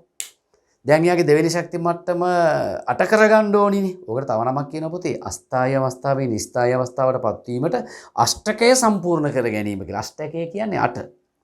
දෙවෙනි ශක්ති මට්ටමේ 8නේ ඉන්නේ. 8 සම්පූර්ණ කරගන්න වෙර දැරීම අෂ්ටකය සම්පූර්ණ කිරීම හේවත් ස්ථායි වීම. ඔය මතක තියාගන්න හොඳට. ඉතින් දැන් 7යි තියෙන්නේ තව එකක් අඩුයි. ඒ නිසා මෙයා එකක් ගන්න try කරනවා. කවුරු හරි එකක් දෙනවා නම් අරන් තියාගනවා. 8 උනානේ. අස්ථායි අවස්ථාවේ නිස්ථායි අවස්ථාවටපත් උනා. එහෙනම් අස්ථායි පරමාණුවකට ස්ථායි වෙන්න පුළුවන් එක ක්‍රමයක් තමයි මොකද්ද? ඉලෙක්ට්‍රෝන ලබා ගැනීම. පැහැදිලිද? yes. දෙවෙනි ක්‍රමය තමයි පුතේ තියෙන ඉලෙක්ට්‍රෝන පිට කරනවා. දැන් හිතන්න මෙහෙම ඔන පරමාණුවක් ඉන්නවා. එයාගේ පරමාණුක ක්‍රමාංකය 5යි. පළවෙනි ශක්ති මට්ටමේ ඉලෙක්ට්‍රෝන කීයක් යනවද? 2යි. තුන්වෙනි එකට දෙවෙනි එකට කීයක් යනවද? 3යිනේ. ඉලෙක්ට්‍රෝන වින්‍යාසය ලිවීමෙන් අපට අවබෝධ කරගන්න පුළුවන්. ඉලෙක්ට්‍රෝන වින්‍යාසය කිව්වේ මොකද්ද මතකද? පරමාණුවක තියෙන ඉලෙක්ට්‍රෝන සංඛ්‍යාව. එයාගේ එක් එක් ශක්ති මට්ටමේ පිහිටන රටාව. මොකද ඉලෙක්ට්‍රෝන වින්‍යාසය කියලා කියන්නේ? පරමාණුවක තියෙන ඉලෙක්ට්‍රෝන සංඛ්‍යාව. එහි එක් එක් ශක්ති මට්ටමේ පිහිටන රටාව ලියා දැක්වීම ඉලෙක්ට්‍රෝන වින්‍යාසයේ ලියවීම නම් වන්නේය. පරමාණුවක තියෙන ඉලෙක්ට්‍රෝන සංඛ්‍යාව එහි එක් එක් ශක්ති මට්ටමේ පිහිටන රටාව ලිවීම. අපි ඒකට කියනවා ඉලෙක්ට්‍රෝන වින්‍යාසයේ ලිවීම කියලා. හරිනේ. දැන් පුතේ ඉලෙක්ට්‍රෝන වින්‍යාසය ලියව 5යි පරමාණුක ක්‍රමාංකය. ඒ නිසා ප්‍රෝටෝන 5ක් තියෙනවා. ප්‍රෝටෝන සංඛ්‍යාව ඉලෙක්ට්‍රෝන සංඛ්‍යාව සමානයි 5යි 2යි 3යි. අවසාන ශක්ති මට්ටමේ ඉලෙක්ට්‍රෝන 3නේ තියෙන්නේ. ස්ථායි දස්ථායිද කියන්නකෝ? අස්ථායි සම්පූර්ණ නෑනේ අවසාන ශක්ති මට්ටම. අවසාන ශක්ති මට්ටම ඔස්සේ මෙයාගේ හැසිරෙන කීවෙනි ශක්ති මට්ටමද? දෙවෙනි එක. පරමාණුක දෙවෙනි ශක්ති මට්ටමේ ඉන්න පුළුවන් උපරිම ඉලෙක්ට්‍රෝන සංඛ්‍යාව කීයද අපි කලින් ඉගෙන ගත්තා? 8යි. හරියට හරි. එහෙනම් පුතේ දැන් 8 සම්පූර්ණයි අෂ්ටකේ සම්පූර්ණයිද නැහැ. කීයක් අඩුයිද? 5ක් අඩුයි. ඉතින් කවුරු හරි 5ක් දෙනවද? ඒක පුතේ පට්ට අමාරු වැඩනේ. 5ක්ම අරන් දාගන්න ඕනේ. 5 වතාවකට කරන්න ඕනේ වැඩක් නේ. මෙයා කරන්නේ අර අවසාන ශක්ති මට්ටමේ තියෙන ඉලෙක්ට්‍රෝන 3 පිට කරලා දානවා. ඒක 3 පාරින් ඉවරයි. 5ක් ගන්නකොට 3ක් පිට කරන එක ලේසි. අපි වගේ තමයි. පරමාණුත් කරන්නේ මගේ දරුවනේ ලේසි වැඩේ. අවබෝධයිද? ඒ නිසා මෙයා මොකද කරන්නේ? ඔන්න අහගන්න ඉලෙක්ට්‍රෝන දෙකක් පුතේ පිට කරනවා. මම පිට කියලා ලියන්න. ලබා ගන්නවා පිට කරනවා. මේ අනිත් එක මොකද්ද? ඒක පුතේ මෙතනදී හරියටම මම විග්‍රහ කරලා දෙන්නේ නැහැ. කියලා දෙනවා. ඒක හොඳටම අවබෝධ වෙන්නේ තව චුට්ටක් ඉස්සරහා පාඩමකදී. එතනදී කරන්නේ මෙයා අස්ථායි අවස්ථාවේ ස්ථායි අවස්ථාවට ලබා ගන්න විදිහකුත් නැත්තම් පිට කරන්න විදිහකුත් නැත. ඒ කියන්නේ දෙකම කරගන්න බැයි නා. දෙවිදිහටම කරගන්න බැයි නා. වෙන විදිහකට හරියා කරගන්න දඟලන මොකද්ද? තව එකෙක් ගෙන්නගෙන උගේ ගානයි මුගේ ඉලෙක්ට්‍රෝනයි හවුලේ තියා ගන්නවා. උගේ ඉලෙක්ට්‍රෝනයි මුගේ ඉලෙක්ට්‍රෝනයි හවුලේ තියා ගන්නවා. ඉලෙක්ට්‍රෝන හවුලේ තබා ගන්නවා. දැන් බලන්නකො අස්ථායි පරමාණුවකට ස්ථායි වෙන්න ක්‍රම කීයක් තියෙනවද? 3යි. මොනවද ක්‍රම 3? එක්ක ඉලෙක්ට්‍රෝන ලබා ගන්නවා, නැතිනම් ඉලෙක්ට්‍රෝන පිට කරනවා. එහෙම නැතිනම් ඉලෙක්ට්‍රෝන හවුලේ තබා ගන්නවා. හවුලේ තබා ගනිමින් හරි පිට කිරීමෙන් හරි ලබා ගැනීමෙන් හරි මොනවද? ඉලෙක්ට්‍රෝන කාටද? පරමාණුවකට. මොන අවස්ථාවෙන්ද? කියන්න. අස්ථායි අවස්ථාවෙන්. මොන අවස්ථාවටද? ස්ථායි අවස්ථාවටපත් වෙන්න පුළුවන්. පැහැදිලිද? අපි දැන් පුතේ ඔන්න ඔය අවස්ථාවන් කීපය මනා ලෙස විවරණය කරලා බලමු. මම ඔයාලට ඇදලා පෙන්නන්න මම කරනවා මේ ටික ඔක්කොම හරි. මේක හොඳට අවබෝධ වුණානේ. මම පුතේ මේ ටික මකලා දැන් මම ඔයාලට ඇදලා පෙන්නනවා. චූටි පරමාණු. මේ අපි දන්න මේ දරණී තලය මත තියෙන ෂූටම්ම පරමාණු. එයා තමයි පුතේ හයිඩ්‍රජන්. පරමාණුක ක්‍රමාංකය එයාගේ 1යි. මේ දැන් මම ඇදලා පෙන්නන්නේ හයිඩ්‍රජන් පරමාණුක. ඕම් බලන්නකො. මෙන්න හයිඩ්‍රජන් පරමාණුවේ න්‍යෂ්ටිය H. හරිද? මෙයාගේ පුතේ පරමාණුක ක්‍රමාංකය 1යි කියන්නේ ප්‍රෝටෝන එකක් තියෙන ඕනේ 1යි P. දැන් මෙයාගේ ශක්ති මට්ටමේ ඉන්නවා පුතේ ඉලෙක්ට්‍රෝන එකක්. දැන් මම මේ පැහැදිලි කිරීමක් කරන්න යන්නේ හොඳට අහගෙන ඉන්න ඕනේ මේවා. හරි. මේවා බැරි නිසා තමයි ඉදිරි පාඩම් නන්නස්තර කරගන්නේ අපේ ගොඩාක් දරුවෝ. මෙන්න පරමාණුව. මෙයාගේ ඉන්නවා පුතේ එක ඉලෙක්ට්‍රෝනයක්. මම ඒකත් අඳිනවා මේ විදිහට කළු පාටින්ම. ඔන්න හයිඩ්‍රජන් පරමාණුවක් ඇඳ පරමාණුක ක්‍රමාංකය 1යි. ඒ කියන්නේ න්‍යෂ්ටියේ ප්‍රෝටෝන 1යි. ඉලෙක්ට්‍රෝන 1යි. ඒ ශක්ති මට්ටමේ මේ ඉලෙක්ට්‍රෝනය තියෙනවා. රයිට් දැන් කියන්න. පළවෙනි ප්‍රශ්නේ මේ පරමාණු උදාසීන පරමාණුවක්ද නැද්ද කියන්න මට. උදාසීනයිනේ. මේක මොකද්ද පුතේ? උදාසීන පරමාණුවක්. ඇයි එහෙම කියන්නේ ඔයා? උදාසීන පරමාණුවක් කියලා කියන්නේ ඇයි? ප්‍රෝටෝන 1යිනේ. ඔව්. ඉලෙක්ට්‍රෝනත් 1යිනේ. ඔව්. ප්‍රෝටෝනය ධන ආරෝපිතයිනේ.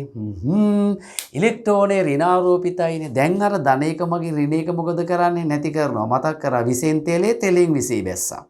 එහෙනම් පුතේ ඒ වගේ මේ දෙන්න එකිනෙකට උදාසීන වෙලා යනවා. ආරෝපණයක් තොර වෙනවා. ආරෝපණය රහිත වෙනවා. ආරෝපණය 0 වෙනවා. උදාසීන පරමාණුවක් කියලා කියන්න හොඳටම පුළුවන් අපිට. මේක උදාසීනයි. දෙවෙනි කතාව. මෙයා ස්ථායිද අස්ථායිද? මොකක්ද ස්ථායි කියන්නේ? අවසාන ශක්ති මට්ටම සම්පූර්ණයි. මොකක්ද අස්ථායි කියන්නේ? අවසාන ශක්ති මට්ටම සම්පූර්ණ නැහැ. දැන් ඒතර මේක අස්ථායිනේ. ඇයි? මේකගේ අවසාන ශක්ති මට්ටම මේක ඉලෙක්ට්‍රෝනේනේ තියෙන්නේ. මුගේ අවසානික වශයෙන් හැසිරෙන්නේ දෙවෙනි ශක්ති මට්ටම. නෑ පළවෙනි ශක්ති මට්ටම. අවසානික පළවෙනි එකනේ. පුතේ පරමාණුක පළවෙනි ශක්ති මට්ටමේ ඉලෙක්ට්‍රෝන කීයකට ඉන්න පුළුවන්ද?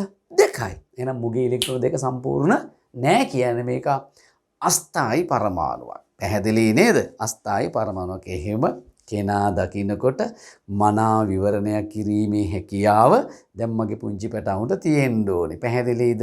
කෙනා දකින්නකොට මනා විවරණයක් කරගන්න දැන් ඔයාලට පුළුවන්කම ඔන්න මම ලබා දීලා තියෙන්නේ. අනේ පුතේ පටල ගන්න එපා. අනාගතේට හරි වැදගත්.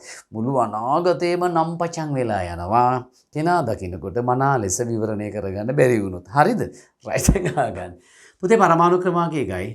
න්‍යෂ්ටි ප්‍රෝටෝන 1යි. ඒ නිසා ඉලෙක්ට්‍රෝනයක් තියෙන ශක්ති මට්ටමේ පළවෙනි ශක්ති මට්ටමේ ෆස්ට් සෙල් එකේ තියෙන එක ඉලෙක්ට්‍රෝනයයි. ප්‍රෝටෝන සංඛ්‍යාවට ඉලෙක්ට්‍රෝන සංඛ්‍යාව සමානයි. ධනාරෝපණ සංඛ්‍යාවට ඍණාරෝපණ සංඛ්‍යාව සමානයි කියලා කියන්නේ පරමාණු උදාසීනයි. එහෙත් අවසාන ශක්ති මට්ටම වශයෙන් මෙයාගේ හැසිරෙන්නේ පළවෙනි ශක්ති මට්ටම. පළවෙනි ශක්ති මට්ටමේ තියෙන පුළුවන් උපරිම ඉලෙක්ට්‍රෝන සංඛ්‍යාව 2යි. 2 නෑ. කාගේද? පරමාණුවේ. ඒ නිසා පුතේ අස්ථායි පරමාණුව. දැන් එයා හරි ආසයි ස්ථායි වෙන්න. මොකද කරන්නේ මෙයා? ස්ථායි වීමේ අරමුණෙන් අපි හිතමු මෙයාට දැන් අනුගමනය කරන්න පුළුවන් වැඩ තුනක් තියෙනවා පුතේ. මෙයා මාරයි කියන්නේ මේ තුනම කරන්න පුළුවන් කෙනෙක් ඈ. මොනවාද මේ වැඩ තුන මට කියන්නකෝ. එක්ක ඉලෙක්ට්‍රෝන පිට කරනවා. එක්ක ඉලෙක්ට්‍රෝන ලබා ගන්නවා. එක්ක ඉලෙක්ට්‍රෝන හවුලේ තියා ගන්නවා. ඔය කියන වැඩ තුනම මෙයාට කරන්න පුළුවන්. ගොඩක් අයට පුළුවන් පුතේ පරිම වශයෙන් එකයි කරන්න. එතනින් එහාට තව ටිකක් ගියොත් උපරිම වශයෙන් 2යි කරන්න පුළුවන්. වෙන කාටවත් 3ම කරන්න බෑ. ඒ කියන්නේ ඉලෙක්ට්‍රෝන පිට කරන්න පුළුවන්. හරිද? 1යි ඒතොර යට කරන්න පුළුවන්. සමහර අයට ඉලෙක්ට්‍රෝන ලබා ගන්නත් පුළුවන්, හවුල තියා ගන්නත් පුළුවන්. ඒත් පුතේ 1යි. නැත්නම් 2යි. ලබා ගන්නවා 1යි, හවුල තියා ගන්නවා 1යි, 2යි කරන්න පුළුවන්. 3ම කරන්න පුළුවන් පරමාණු හරි අඩුයි. මූට 3ම කරන්න පුළුවන්. මොනවද 3ම? පිට කරන්නත් පුළුවන්, ලබා ගන්නත් පුළුවන්, හවුල තියා ගන්නත් පුළුවන්. ඉදිරිය හොඳට විග්‍රහ වෙනවා. අපි මේ කොටසට දැන් දැනුම හොයාගෙන යමු. අපි හිතමු පුතේ මෙයා ඉලෙක්ට්‍රෝන පිට කරන්න පෙළඹුණා කියලා. මෙයාගේ මෙන්න මේ ශක්ති මට්ටමේ තියෙන මෙන්න මේ ඉලෙක්ට්‍රෝනය මෙයා පිට කරා කියලා අපි හිතමු. ඕන් ඔය ඉලෙක්ට්‍රෝන ගැලවිලා යන සලස්වනවා. එහෙම වුණාට පස්සේ මෙයාට මොකද වෙන්නේ? ඕම් මම ඒක ඇඳලා පෙන්නනවා දැන් මෙතනින්. ඔන්න බලාගෙන ඉන්න. හරි. මෙයාගේ මේ ශක්ති මට්ටමේ තියෙන ඉලෙක්ට්‍රෝනේ ගැලවිලා යනවා. එකයි තිබුණේ යට ඉලෙක්ට්‍රෝන ඒක ගියාම එහෙම. එහෙම ගියපුවම මොකද වෙන්නේ? ඔන්න මම දැන් මේ පරමාණු අඳිනවා. මෙන්න පුතේ කවුද? න්‍යෂ්ටිය. ඔන්න න්‍යෂ්ටිය බලාගෙන ඉන්න ඕනේ හොඳට. නමට වෙනසක් වෙන්නේ නැහැ. ගැලවිලා ගිය කියලා නමට මුකුත් වෙන්නේ නැහැ. නම එහෙමම තියෙන ප්‍රෝටෝන එකයි. ඒවා ගැලවෙන්නේ නැහැ. ප්‍රෝටෝන ගැලවෙන්නේ නැහැ පුතේ. ප්‍රෝටෝන වල ඉවත් වෙන්න බෑ. ප්‍රෝටෝන පරමාණු එකතු වෙන්නේ නැහැ. ප්‍රෝටෝන සංඛ්‍යාව නියතයි. අනන්‍යයි ඒක. දැන් මෙයාගේ ශක්ති මට්ටමේ තිබුණු ඉලෙක්ට්‍රෝනේ ගැලවිලා ගියාට පස්සේ පුතේ ශක්ති මට්ටමෙලුත් වැඩක් නැහැ. ශක්ති මට්ටමකුත් දැන් මෙයාට නැහැ. එහෙනම් මේක නිරූපණය කරන්න වෙන්නේ මෙහෙම. එහෙම ලියුවහම නිකන් මොකද්ද එකක් වගේනේ. එනිසා මගේ පුංචි පැටවුන්ට මේක තව ටිකක් තේරෙන්නේ. ඉලෙක්ට්‍රෝනයක් නැතුවම ශක්ති මට්ටමක් අඳින්නම්. ඒක ඉතින් එහෙම වෙන්න බෑ කියන එක වට තේරෙනවනේ නේද පුතේ? ශක්ති මට්ටමක් තියෙන්න විදිහක් නැහැ ඉලෙක්ට්‍රෝන නැත්තම් ඒ මොකද ශක්ති මට්ටම කියලා කිව්වේ රවුමක් වෘතයක් නෙමෙයිනේ අර ඉලෙක්ට්‍රෝන ගමන් කරන පතයනේ නමුත් ඔයාලට මේක පොඩ්ඩක් තේරුම් ගන්න ඕනේ සමන් පුතේ ශක්ති මට්ටම ලාවට අඳින්නම් මෙහෙම ඒ ශක්ති මට්ටමේ තිබුණු බලා ගන්නකො දැන් මොකද්ද ඉලෙක්ට්‍රෝනේ තමයි ගැලවිලා ගියේ දැන් ශක්ති මට්ටමේ ඉලෙක්ට්‍රෝන නැහැයි කියලා අපි හිතමු ඔන්න ඔය විදිහට අපිට දැන් ඒක ඇඳලා පෙන්නන්න පුළුවන් හරිද ඇඳලා පෙන්නන්න පුළුවන්. ඇත්තටම මේක තව චූට්ටක් මම පොඩ්ඩක් මොඩිෆයි කරලා ඇඳලා පෙන්නන්න ඕනේ. මේක ඇත්තටම වෙන්න පුළුවන් දේ. ඇත්තටම වෙන්න පුළුවන් දේ මම මෙහෙම ඇඳලා පෙන්නන එක පොඩ්ඩක් තර්ක කරලා ගන්න පුළුවන් ඔයාලට. මීටත් වඩා චූට්ටක් ඇතුළට මෙන්න මේ විදිහට මේක සංකෝචනය වෙලා තමයි මට අඳින්න වෙන්නේ. ඔහොම මම දැන් ඇඳලා පෙන්නනවා. ඉලෙක්ට්‍රෝන නැහැ දැන් එයාට. ඉලෙක්ට්‍රෝන නැහැ. ප්‍රෝටෝනයක් ඉන්නවා. ඒ ප්‍රෝටෝනේ උදාසීන කරන්න කෙනෙකුත් නැහැ. ඉලෙක්ට්‍රෝනයක් නැහැ දැන් එයාට. හරියට මේ වගේ. පන්තියේ කෙල්ල සංඛ්‍යාවට කොල්ල සංඛ්‍යාව සමාන වුණා. කොල්ලන්ට 20, කෙල්ලන්ට තෙලේ නලිය හිටියා. මං ජෝඩු කරලා වාඩි කෙරේවා. මල මගුලයි කියන්නකො. කොල්ලෙක් ඉන්නවා ඌට දෙන්න කෙල්ලෙක් නැහැ. දැන් මොකද වෙන්නේ? මං කිව්වා බත් ඕන ඇවිල්ලා කොහෙන් හරි වාඩි වියන්. කටහන් හිටපන්. මේක ටික වෙලාවකින් කලින්ට වඩා කෑ ගහනවා. ඔක්කොටම ජෝඩු මට විතරක් නැත්තේ ඒක හරි බලු වැඩේ. එහෙම බෑන්ස් මටත් දෙන්න කියලා කෑ ගහන්න ගන්නවා. දියව් අපිට දියව් කියලා. දැන් මූ මාර අරගලයක් කරනවා ඌගේ තෙලේ නැති විසේ නැති කරගන්න තෙලයක් නැති නිසා ළඟ අරගලයක් කරනවානේ ඌ දැන් පිටතට පෙන්නුම් කරනවා මොකද ඌගේ විසේ එතකොටනේ අන්න ඒ වගේ පුතේ මේ පරමාණුවේ තිබුණු මේ ඉලෙක්ට්‍රෝනය ගැලවිලා ගියාට පස්සේ මෙතෙක් මේ ප්‍රෝටෝනේ උදාසීන කරන් හිටියේ මෙයානේ දැන් එයා නැති නිසා මේ පරමාණු උදාසීන තත්ත්වෙන් මිදෙනවා. මොකද න්‍යෂ්ටි ප්‍රෝටෝනයක් තියෙනවා. ඒකේ ධනාරෝපණයක් තියෙනවා. ඒ ධනාරෝපණය නැති කරන්න කෙනෙක් දැන් මෙයාට නැහැ. ඒ නිසා පුතේ මෙයා පිටතට පෙන්눔 කරනවා මොකද්ද? ධන ආරෝපණයක්. දැන් මේක පරමාණුවක් නෙමෙයි ධන ආරෝපණයක් පෙන්눔 කරන ඒකකයක්. මේක දැන් පරමාණුව කියන්න බෑ. ඒකට කියන අලුත් නම තමයි පුතේ අයනය කියලා කියන්නේ. ඕන් ඔකට දෙනවා අපි නමක් අයනය කියලා. කොහොමද දැන් මේ අයනය හැදුනේ? උදාසීන පරමාණුවක් හිටියා. එයා ඉලෙක්ට්‍රෝන පිට කළා, ඍණ කළා. උදාසීන පරමාණු ඉලෙක්ට්‍රෝන පිට කරා ඍණ කළා ප්‍රතිඵලයේ විදිහට ඔන්න ඔහම ධන ආයනයක් ඇති වුණා. ධන ආයනයක් ඇති වුණා. එතකොට දැන් ඔයාලට තේරුම් ගන්න පුළුවන් අයනයක් කියන්නේ මොකක්ද එහෙමනම් දරුවනේ පරමාණුවකින් ඉලෙක්ට්‍රෝන පිට කළාට පස්සේ ඇතිවෙන ආරෝපිත ඒකකය. එයාට ආරෝපණයකින් යුක්ත ඉලෙක්ට්‍රෝන පිට කළොත් ධන ආයන තමයි හදන්නේ. එක ඉලෙක්ට්‍රෝනයක් පිට කළොත් ධන එකක ආරෝපණයක් ලැබෙනවා ධන එකක ආයනයක් හදනවා කියලා අපි කියනවා. ඉලෙක්ට්‍රෝන දෙකක් පිට කළොත් ධන දෙකක ආරෝපණයක් ඇති වෙනවා ධන දෙකක ආයනයක් හදනවායි කියලා අපි කියනවා. ඒතර පිට කරන ඉලෙක්ට්‍රෝන සංඛ්‍යාවට සම වූ ධන ආරෝපණයක් තමයි අදාළ අයනයට ලැබෙන්නේ. එහෙනම් මොකද්ද මේ ඉගැන්වුවේ? අයනයක්. මොන අයනයක්ද මේ? ධන අයනයක්. කොහොමද ඇති වෙන්නේ? උදාසීන පරමාණුවක් විසින් ඉලෙක්ට්‍රෝන මක් කරලාද මට කියන්නකෝ පිට කරලා. උදාසීන පරමාණුවක් විසින් ඉලෙක්ට්‍රෝන පිට කරපුවම හැදෙන අයනය මොකද්ද? ධන අයනයක්. කතාව පැහැදිලිද? පැහැදිලි. දැන් අපි හිතමු මෙහෙම වුණා කියලා. කොහොමද? අපි හිතමුකෝ මෙහෙම වුණා කියලා. මම මේක වෙන් කරගන්නම්. මොහොම ලස්සනට හරි. එතන පුංචි වර මේක හොඳට අවබෝධ කරගන්න පුළුවන්. ඔන්න මේ පැත්තෙන් අදිනවා. පුතේ මම අදිනවා තව හයිඩ්‍රජන් පරමාණුවක්. මේක වෙනයි. අර කතාව ඉවරයි. ඒ කතාව ඉවරයි. හරි. ඒ පැත්තට තිරේ වැහුවා. දැන් මේ පැත්තේ අලුත් කතාවක් පටන් ගන්න යන්නේ. මේ තියෙන පරමාණුවක න්‍යෂ්ටිය.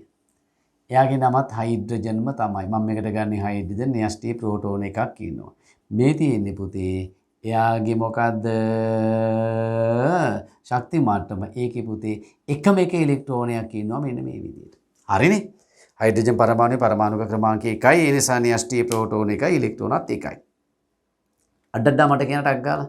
පුතේගේ ස්ථායි පරමාණුවද අස්ථායි පරමාණුවද? අස්ථායිනේ. අවසාන ශක්ති මට්ටම සම්පූර්ණ නැහැ. ඒක උදාසීන පරමාණුවක්ද නැද්ද කියන බලන්න. උදාසීනයි උදාසීනයි ප්‍රෝටෝන සංඛ්‍යාව ඉලෙක්ට්‍රෝන සංඛ්‍යාව සමානයි. ඒ නිසා පුතේ මේක උදාසීන පරමාණුවක්. කිසිදු ආරෝපණයක් පිටතට පෙන්눔 කරන්නේ නැත. ආරෝපණයක් පෙන්눔 නොකරන මේකට අපි කියනවා උදාසීන පරමාණුවක් කියලා. කිසිම ප්‍රශ්නයක් නැහැ. ඒක උදාසීන පරමාණුවක්. දැන් අපි හිතමු මෙයා උදාසීන අවස්ථාව මෙහෙම පවතින වෙලාවෙදී මෙයා අස්ථායි හැබැයි. අවසාන ශක්ති මට්ටම සම්පූර්ණ නැහැ. සම්පූර්ණ නැත්තම් මොකද අපි ඒකට කියන්නේ? අස්ථායි කියලානේ. දැන් අස්ථායි අවස්ථාවේ මෙයා මොනවා වෙන්න ඕනිද? ස්ථායි අවස්ථාවටපත් වෙන්න ඕනි. අවිවාහකය විවාහ වෙන්න හදනවා වගේ. රයිට්. දැන් මෙයා ඉලෙක්ට්‍රෝනයක් ගත්තා කියලා අපි හිතමු. ඒකත් කරන්න පුළුවන් නේ මෙයාට. මොකද මෙයාගේ අවසානික වශයෙන් හැසිරෙන්නේ පළවෙනි ශක්ති මට්ටම. පළවෙනි ශක්ති මට්ටමේ ඉන්න පුළුවන් උපරිම ඉලෙක්ට්‍රෝන සංඛ්‍යාව 2යි. මෙයාට කවුරු හරි ඉලෙක්ට්‍රෝනයක් දෙනවා නම් දැන් එකක් තියෙනවා. තව එක කඩුවක් මෙයාට තියෙන්නේ. කවුරු හරි දෙනවා නම් ඒක ගන්නවා. දුන්නා කියලා හිතන්න කවුරු හරි. ඔන්න එයාට කවුරු හරි ඉලෙක්ට්‍රෝනයක් දෙනවා. බලාගෙන ඉන්න මෙහෙම හරි. එයාට කවුරු හරි ඉලෙක්ට්‍රෝනයක් දෙනවා. මෙන්න දුන්න එකම රතු පාටින් යන්න. තිබුණ එක කළු පාටයි දුන්න එක රතු පාටයි. දුන්නාම රතු වෙනව නෙමෙයි. කතාව පැහැදිලි කරන්නයි ඇන්දි මං එහෙම.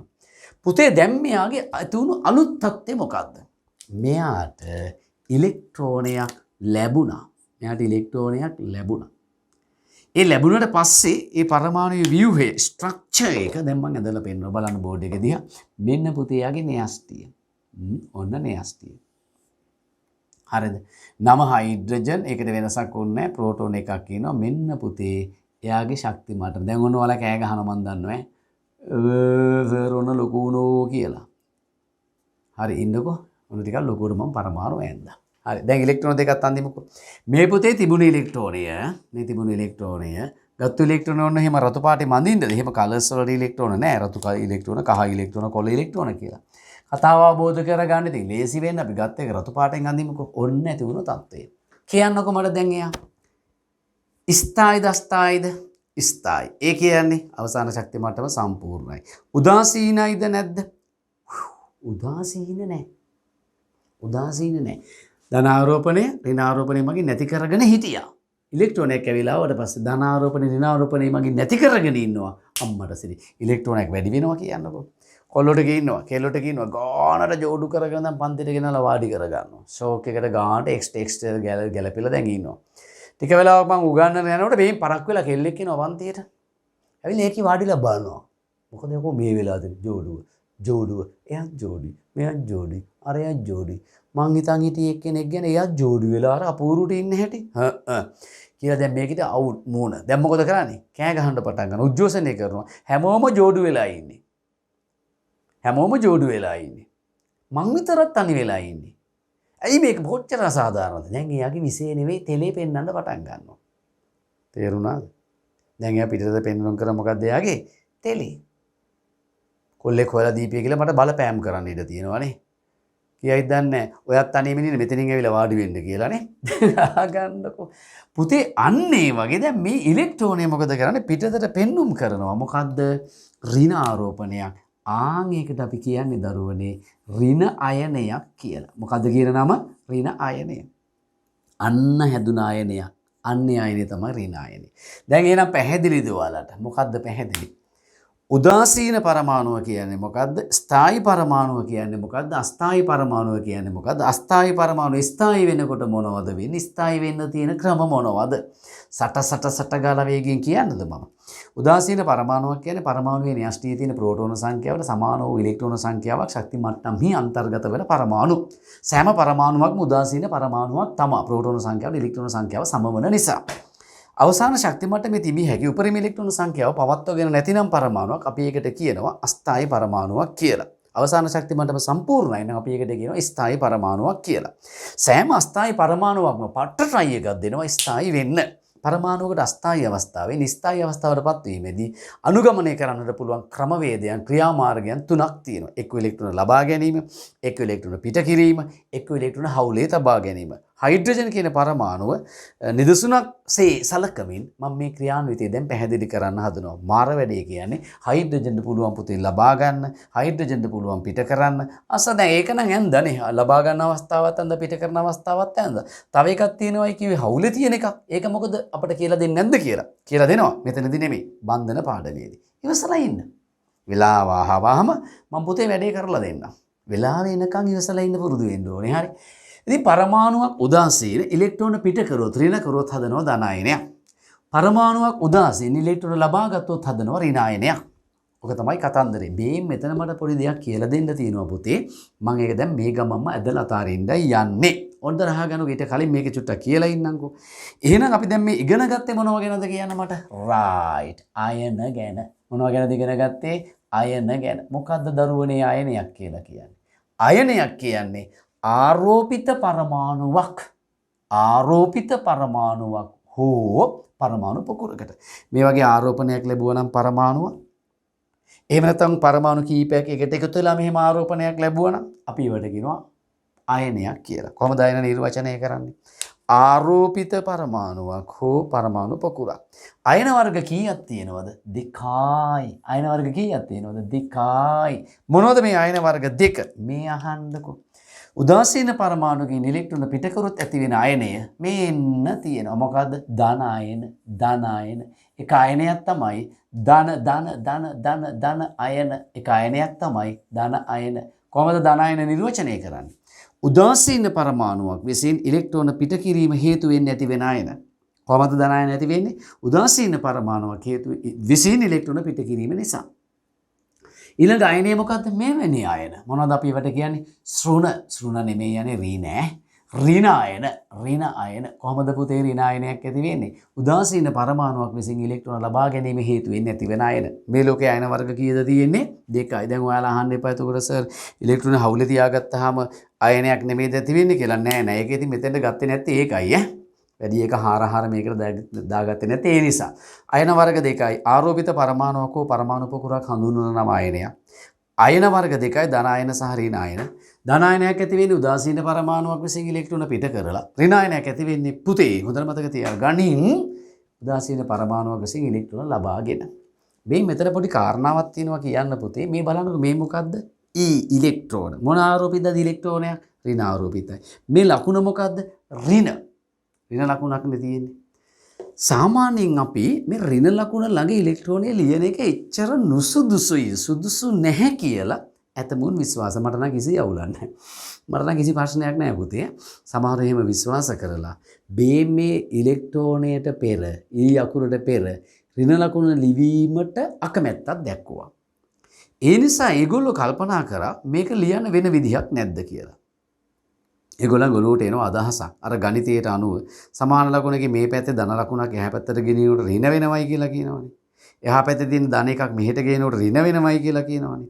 මෙහි තියෙන ඍණ එකක් එහාට ගෙනියනකොට කෙල වෙනවද? නෑ ධන වෙනවයි කියලා කියනවනේ. ඒ වගේ පුතේ මේක මෙන්න මේක සමාන ලකුණක් කියලා හිතාගෙන එහාට ගෙනිච්චොත් මොකද වෙන්නේ කියලා හිතලා ඔය සමීකරණයම මේ ලියපු සමීකරණයම මෙන්න මෙහෙම සමහරව ලියනවා. කොහොමද? ඔන්න මම ලියන වචන වලින්ම උදාසීන පරමාණුව.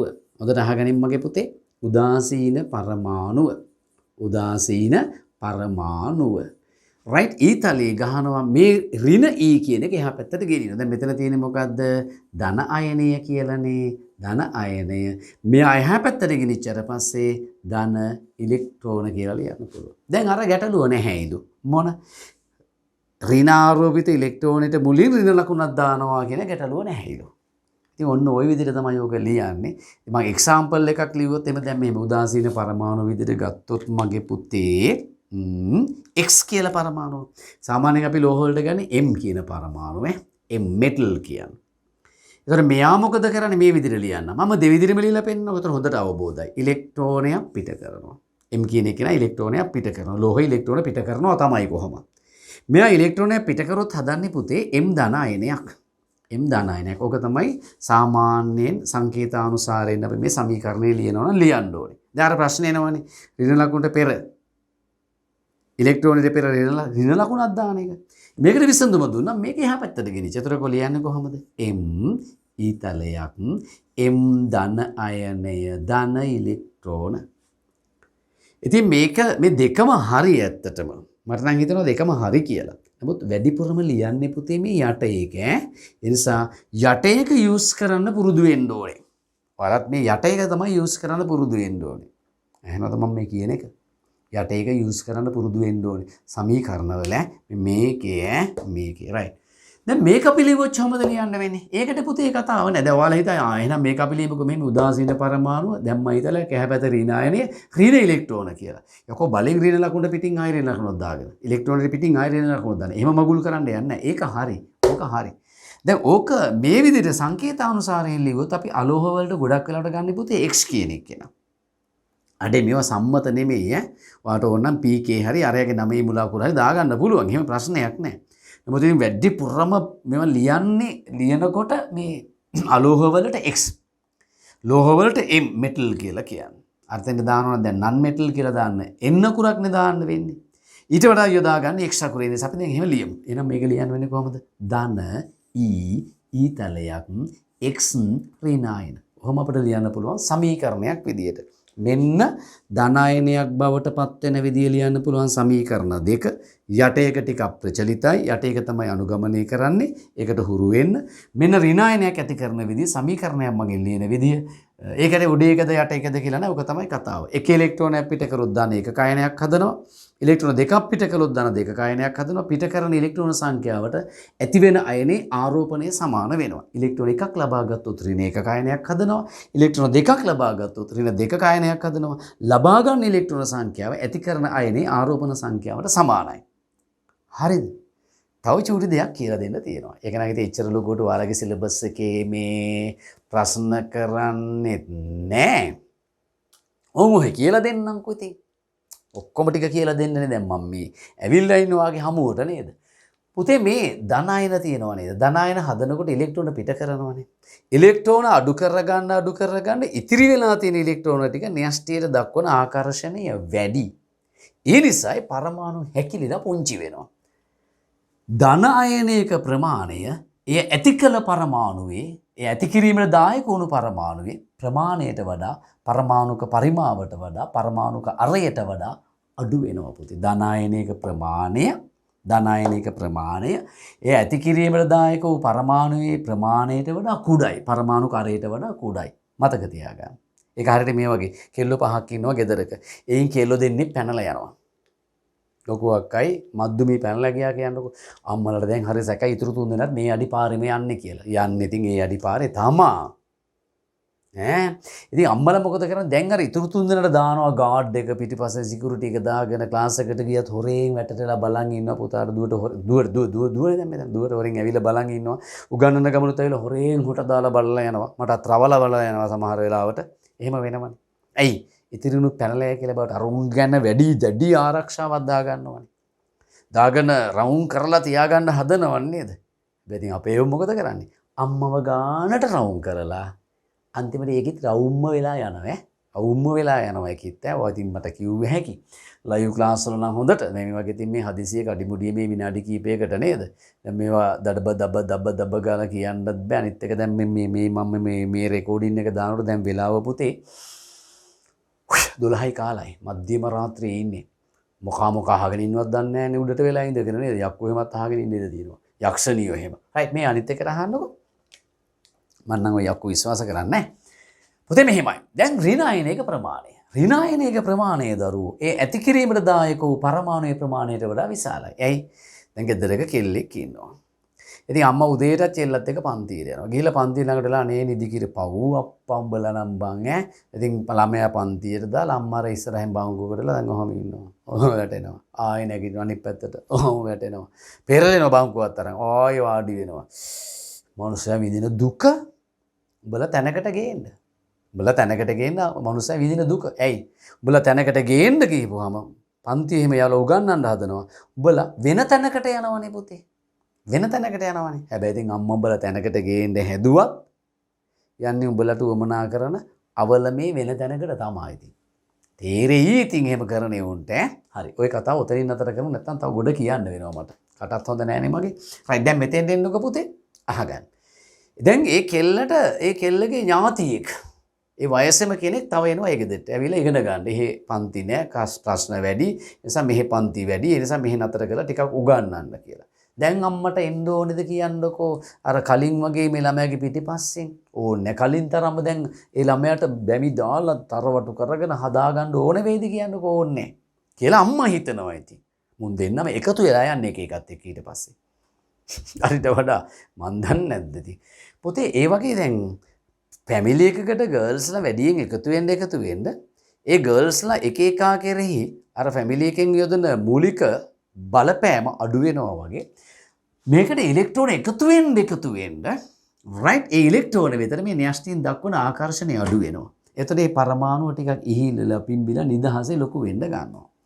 ඍණායනයක ප්‍රමාණය මගේ පැටවුනේ ඒ ඇති කිරීමට දායක වූ පරමාණුවේ ප්‍රමාණයට වඩා විශාල වෙනවා.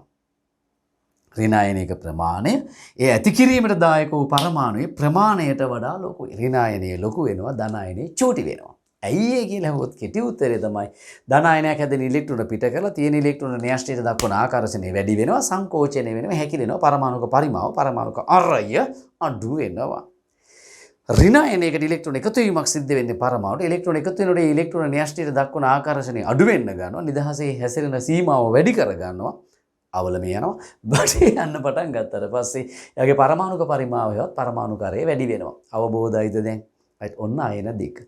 එතකොට මේ අයන ඇතිවීම පුතේ ආයිතේනේ පරමාණුක හැසිරීමට. එයා හැසිරෙන්න ගිහිල්ලා තමයි මේ මගුල සිද්ධ වෙන්නේ. එයාගේ ව්‍යුහේ නෙමෙයි. ව්‍යුහේ නෙමෙයි හැසිරීම මතයි ඔක සිද්ධ වෙන්නේ. දැන් මේ හැසිරීම මත අයන වර්ග දෙකක් ඇති වෙනවා. මොනවද අයන වර්ග දෙක මට කියන්න? ධන අයන සහ ඍණ අයන කියලා. හරිද? රයිට් දැන් එනවනේ අයන කතාව හොඳටම පැහැදිලි වුණා. චූටි දෙයක් තියෙනවා කියලා දෙන්න. දැන් මෙතනදී එක්ක මෙයා ඉලෙක්ට්‍රෝන පිට කරනවා කියලා කිව්වනේ පුතේ. හරි. එහෙම නැත්නම් ඉලෙක්ට්‍රෝන ලබා ගන්නවා කියලා කිව්වනේ. ඒකත් හරි. ඔන්න ඔය විදිහට මේ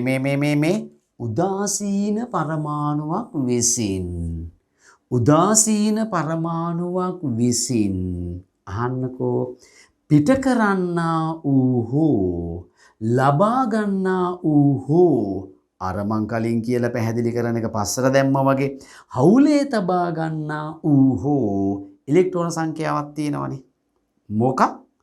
උදාසීන පරමාණුවක් විසින් පිට කරන්නා වූ හෝ උදාසීන පරමාණුවක් විසින් ලබා ගන්නා වූ හෝ උදාසීන පරමාණුවක් විසින් හවුලේ තබා ගන්නා වූ 1 2 3 පිට කරන ලබා ගන්න හවුලේ තබා ගන්න ඉලෙක්ට්‍රෝන සංඛ්‍යාවක් තියෙනවනේ ඕකට කියනවා පුතේ ලස්සන නමක් මොකද දන්නව ඒකට කියන නම හොඳට දැන් එල්ල වගේ තියෙනවනේ ඔලු ගෙඩිය ඇතුලේ සංයුජතාව මොකද කියන්නේ සංයුජතාව වැලන්සි එක සංයුජතාව රයිට් දැන් මම වගේ අහනවා මොකද්ද පුතේ සංයුජතාව කියලා කියන්නේ ටක් ගාලා මොකද්ද සංයුජතාව කියලා කියන්නේ උදාසීන පරමාණුවක් විසින් පිට කරන්නා වූ හෝ ලබා ගන්නා වූ හෝ හවුලේ තබා ගන්නා වූ හෝ ඉලෙක්ට්‍රෝන සංඛ්‍යාව අපි යන්ද කොහෙද අපේම ක්‍රමයට අපි යනවා දැන් පුතේ අපේම ක්‍රමයට සංයුජතාව යනු කුමක්ද ඔන්න අහගන්න අපේම ක්‍රමයට අපේම තැනකට ගිහිල්ලා අපේම විදිහට දැන් ඒක අවබෝධ කරගෙන ආත්මගත කරගමුකෝ අවබෝධ කරගෙන ආත්මගත කරගමුකෝ සංයුජතාව ඔන්න ලියුවා මේ බලන්න මොකද්ද අපි පැහැදිලි කරගන්න යන්නේ මගේ පැටවුනේ සංයුජතාව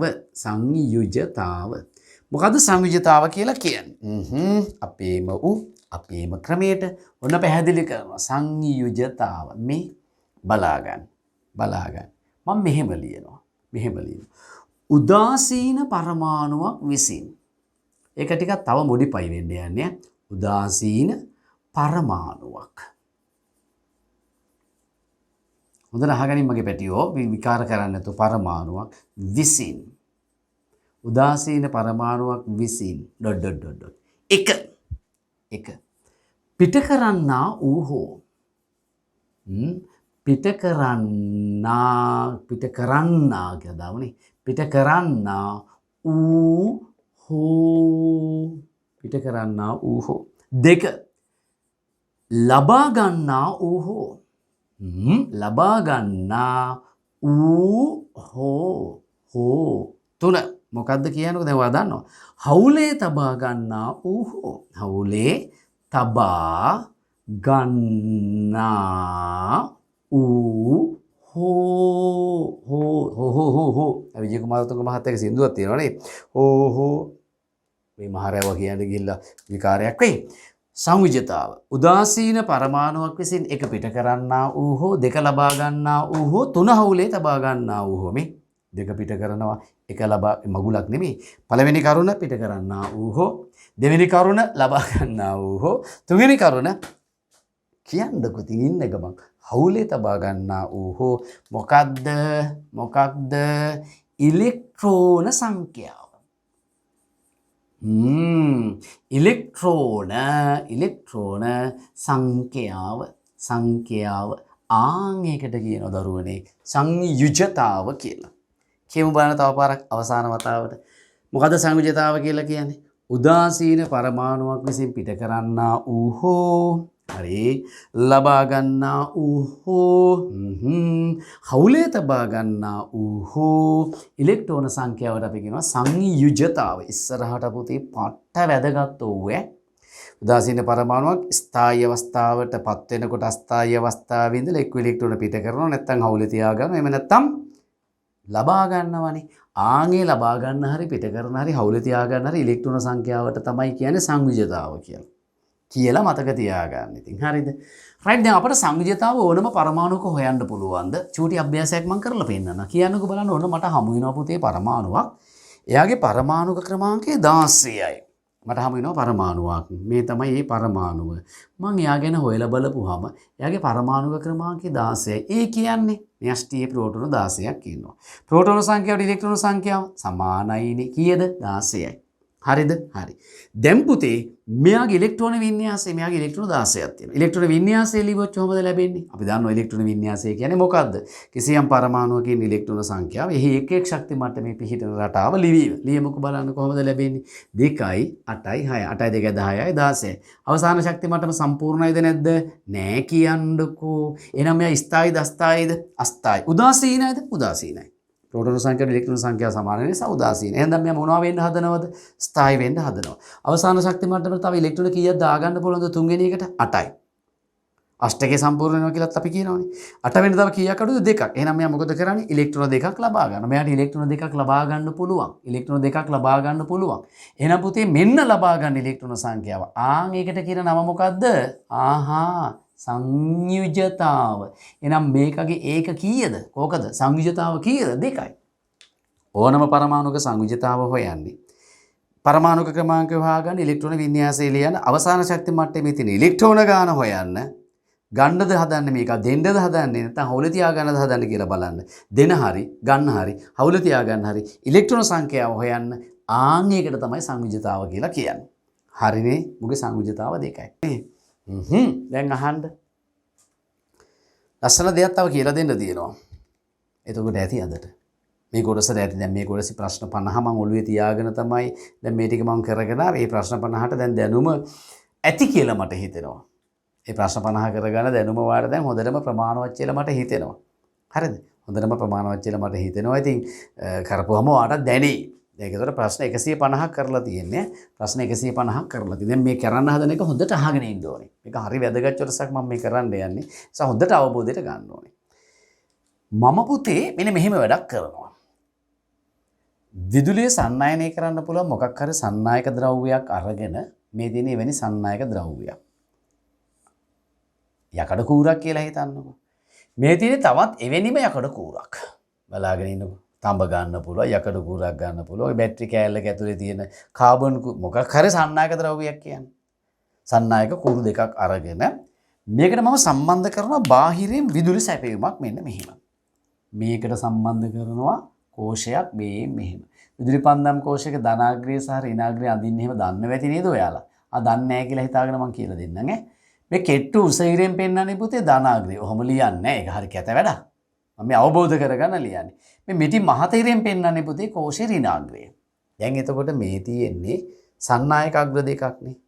ඒ සන්නායක අග්‍ර දෙකෙන් එකක් විදුලි සැපයීමේ ධනාග්‍රයට සම්බන්ධ කරලා තියෙනවා. ඒ නිසා මේකත් ධන ආරෝපිතයි.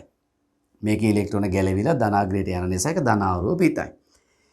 ඒ සන්නායක අග්‍ර දෙකෙන් අනික පොතේ විදුලි සැපීමේ ඍණාග්‍රයට සම්බන්ධ කරලා තියෙනවා. ඒ නිසා මේක ඍණ ආරෝපිතයි. මේකේ තියෙන ඉලෙක්ට්‍රෝන මේ කම්බි දිගේ ගලාගෙන යනවා. මේකට පිරෙනවා. ඒක ඍණ ආරෝපිතයි.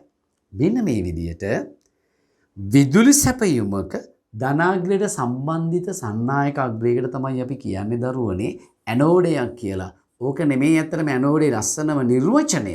මම ඉස්සරහට කියලා දෙන්න. ඔක්සිකරණේ ඔක්සිහරණේ පහදන්න ඕනේ. ඉවසගෙන ඉන්නකො දැන් මේකට කියන නම ඇනෝඩය. ඒ ඇති දැනට. හරිද?